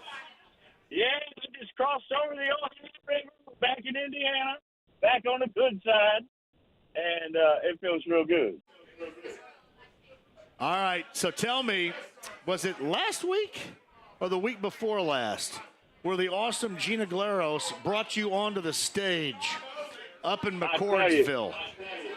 That's last week. She's a natural. I mean, just a downright natural. That's the best intro we've had in a while since you introduced us down in Bloomington a while back. Yeah. Did you hear that? Did you hear that, Hagen? I heard it. I heard it. You're way better than I am. We know. Hey, Clayton Anderson with us. Where are you on the road to? What do you got this weekend? We're heading up to Michigan City. I just left Nashville a little while ago, just got into Indiana, and we're playing up in Michigan City tomorrow. We're going to let it rip up there for the nice northern Indiana folks. But now, Chris Hagen, I'll give him. Now, we had some good times on stage at the Vogue back a few years ago. So he knows how to do it, too. I was about to say, what time you need me up there for Semi-Charmed Kind of Life? Because I'll get up there right now and do it. Let's hear it, Hagen. Hagen, let's hear it. The sky was gold, it was rose, I was taking sips of it through my nose. Oh, thank you. Oh. Clayton knows I'll go throw it down. I always got friends in low places with Clayton. I've got friends in low places. Hey, I do have my favorite photo of me and Clayton. It's a topless Clayton Anderson and me at a pool party. And luckily, he's the one topless, not me. So whenever I want to break it out on a Throwback Thursday, I'm going to hook you up, Clayton. Oh, boy, I hope that was in my skinnier days. You were looking fine and fit. Oh, boy. I tell you, that wasn't the time that you guys were set up out there at that pool that one time, was it? No, it was a different time. Yeah, okay. What's great about you guys got like multiple pictures shirtless together, dude? Well, we haven't. We did some tasteful nudes one time. Oh my! The thing about Clayton is I've seen Clayton in Nashville, like at the Hard Rock. He was performing down there. Clayton's one of those guys you can go a month, a year without talking to him or seeing him. But when you talk to him again, it feels like you just pick up where you were. Yeah. And I will say, and I said this during his concert at Daniel's Vineyard, and it's so true. My mom will say this too. Every single song is so easy to sing to. Like are you saying it's easy what he does? No. I mean, every song is a banger. It's easy to sing along with. Yeah, I mean, there's some bands who they have one or two, and it's easy, you know. But Clayton, every single song is so good, and it catches on. I'll hear my, be like, oh, okay. Yeah, the Struggle Bus. The Struggle Bus. Yeah. All over the map. He has some good ones. So, Clayton, you have a concert up Northern Indy tomorrow. You said. Yeah, for all that niceness that you just said, I'm going to stop by Handles and get some ice cream on the way up there. There you go. Oh, now we're just. How many shout-outs can we do? Gratuitous. Okay. And then gratuitous. What comes after tomorrow night? Well, that'd be Sunday is what comes up. Oh, yeah, Sunday and then Monday. He's Hagen. I'm gonna slap this dude. And then we'll follow up with Wednesday. Then before you know it, it's Thursday. Wow. Oh, gosh. I know you're already booked, but I tell you, we should. July 6th is my birthday, and we're going to be out on Lake James Sandbar. It's the wildest time I've ever been a part of. I mean, it is absolutely unbelievable. About 2,000 people out on the sandbar, partying, having a good time, celebrating America's holiday. So if JMV wants to come up and do the auto request line up there on Saturday night from Club B, yes. after JMV, the show, I think we could have a heck of a time. Can you hang? Can you hang like that, JMV? Or I can hang, yeah. Why are you looking at Chris when you're saying talking She thought I was JMV. What the hell's happening She here? is the latest person to think I'm JMV. I think, Clayton, Gina's getting loose right here. Right no, now. I'm not. This is so non-news I meant, can Gina you hang? Glaros. Can you hang, Hagen? Unbelievable. It's good to have the smoke shows back on the radio program. Well, thank you, Clayton. I appreciate it. Oh, you want to talk about me? Hey, Clayton, we talked about this before, man. Gina fits right in with the show right here. I mean, this is what we do in the summertime, especially have some fun. And on a Friday, we're out with a lot of our friends here at the Corner Bar here down in Perry Township. You guys make it very easy. Thank you for having me. That's nice. Thank you. So sentimental. All right. today. So Michigan City this weekend, and then what'd you say? What sandbar? Are you broadcasting? Or are you doing your show from? Okay. Lake James up there in Angola, up there in Amish country. We got a lot of Amish fans up there in northeastern. Yeah, man, you're going all the way to Michigan for that. Clayton, it's wild. Clayton, do you have a private jet? Because every time I turn around, like a day later, you're like 3,000 miles from where you were the day before. You'll be in Hawaii what tomorrow. What the hell's going on? I'm very fortunate to have some really nice friends let me hop on the plane every once in a while. I'm not going to lie. My hillbilly Bedford, but man, I'll stick to a John boat. I'll be running the river, so I ain't got that kind of money. Hey, buddy, I appreciate you. Call me if you guys. need me, and right back at you. Clayton Anderson in Michigan City coming up this weekend. Lake James in Angola coming up on July the 4th. That is our good friend Clayton Anderson on the Andy Moore Automotive Group hotline. Thanks, Clayton. Drive safely. See you, bud. Clayton Anderson right there. All right, so we got some Anything Goes. Some people want to talk, do some Anything Goes here live. 239-1070. Let me know, by the way, Nathaniel. Okay. Nathaniel says Jeff is on hold at 239-1070 for Anything Goes. Hello, Jeff. How are you? Hey, JMV. How you doing, buddy? Great. Go ahead, Jeff. Man, I came down there by the corner bar, and I thought I was going to come see you and hang out and have a good time, and I couldn't find anywhere to park. That place is packed. They have parking attendants. You should have done that. They'll tell you where to park, and everything's good. Come back. So come back. Man, Yeah. I just wanted to give you a hat tip on packing the place. Oh, okay. That was all Gina and her immediately family that showed up here for a bachelorette party. Nah. Well, I will say this. Truth be told, Jeff, this place is packed all the time. Yeah. It doesn't necessarily have to be. Yeah. This is just one of the better places around, and certainly one of the better places on the south side. It is packed all the time. Well, I grew up a Southsider, and I grew up over off of Southport and Bluff, and I now currently live up near Castleton, so I don't really make it down south very often. But I heard about that, and I was like, man, I got to go check it out. Okay, and turn around. You see? Come on back. Gina's telling you to get back here. Come on. You can't just give up now. like that. What are you doing here? All right, I guess I'll come back. There you go. See, we talked him into it. But Talked him into it. Hey, yeah. Forgive me. I wasn't listening earlier, but I don't know if you touched on it. I wanted your opinion on the whole Lakers drafting Bronny. Lakers drafting Bronny. Oh. The Pacers had 3 shots in the second round to do that. Thank God they didn't. You don't want to be doing that. I mean, really, it's the only place that he should have gone. And, it is, as everybody says, nepotism. I guess you can explain it this way, Jeff. If there is a high level of nepotism that takes place, it probably should be with LeBron James and his son. And at least that's their problem, right?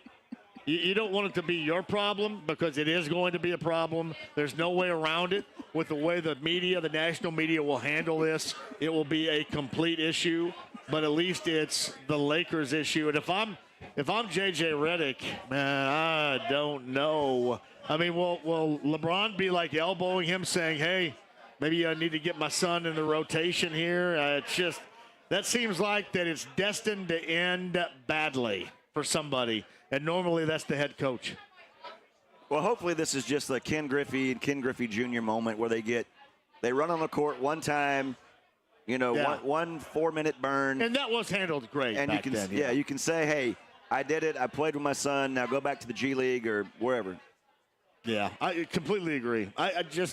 Jeff, thank you for the call and have a great weekend. Thanks for swinging by here. I'm not mad at it. I would be mad at it if it had a profound effect here. I wouldn't like that, but as long as it's out there, I don't care. Is LeBron one of the few players that could make that happen? Yeah. I think of all time. I think if you are honestly going to say if there is somebody in the NBA that should be allowed that it would be him. That was my thoughts. He's done so much for the game worldwide, of course, here locally. I mean here nationally. Let him have this moment. That means a lot to him. And if the kid plays 5 minutes in the NBA, that's it. So be it. At least he'll have that special moment that he'll always remember. Yeah. So, I mean, again, and if I'm J.J. Redick, first of all, if you're J.J. Redick, you know that you're probably going to be 2 years and done anyway, right? So you know that's going to happen. But that does, it reminds me of muddy the water even more for you. When Jeff Fisher was head coach of the Titans, he got Jared Payton on that Titans roster. Right. They got down to the goal line. He put Jared in because he wanted Jared to score an NFL touchdown. Right. Those are certain players that deserve something like that. Walter had passed already. But to know that somewhere Walter's, there's Jared, and Fisher gets to see that and see the number 34 score a touchdown. Those are special moments you want to have happen. Unlike Ditka did in Super Bowl 20. Don't ever bring that up to my good friend Jared Payton. I can't imagine he's happy about who, that. by the way, I've talked to him about getting him on with you once a week come football season. No, he's great. So he'll do I would love that. Yeah, we'll do that. Music Mac is here for Anything Goes. He's live with the microphone. Mac, go ahead. John, I just wanted to give a shout-out to MJ's Barbecue on the east side of Indianapolis. He's listening right now. MJ? And you know MJ very well. He's provided you with food before. And He's going to be on the corner of Post Road and 10th Street. And he has awesome barbecue. Everybody should go check him out. MJ. MJ's Post and 10th right there. Sounds like free dinner for Music Mac is in the near catering. future there after that. Music Mac. Swing by there and grab some brisket, brother. How about that?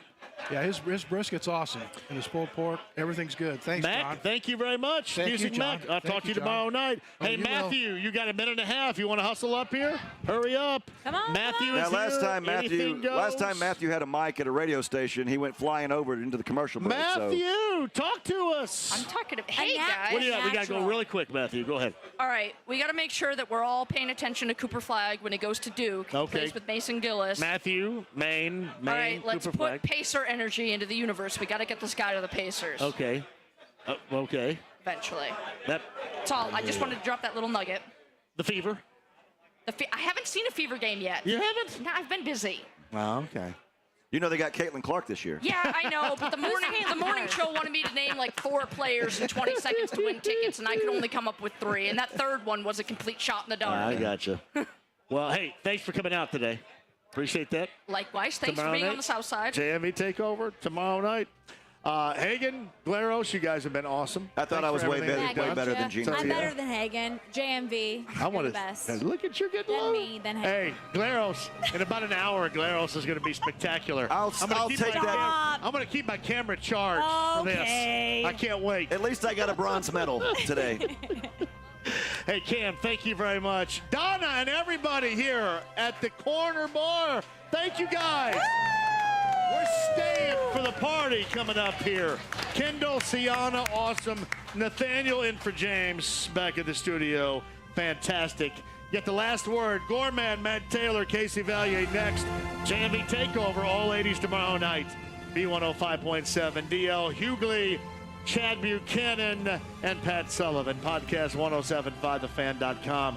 Gina Glaros tomorrow night, 6 o'clock, Channel 13. You got it. Hagen and me, Fox 59 Overtime on Sunday evening, right? Sunday at 10:30. Enjoy and have a great weekend. Thank you, Corner Bar, 93.5, 107.5 The Fan.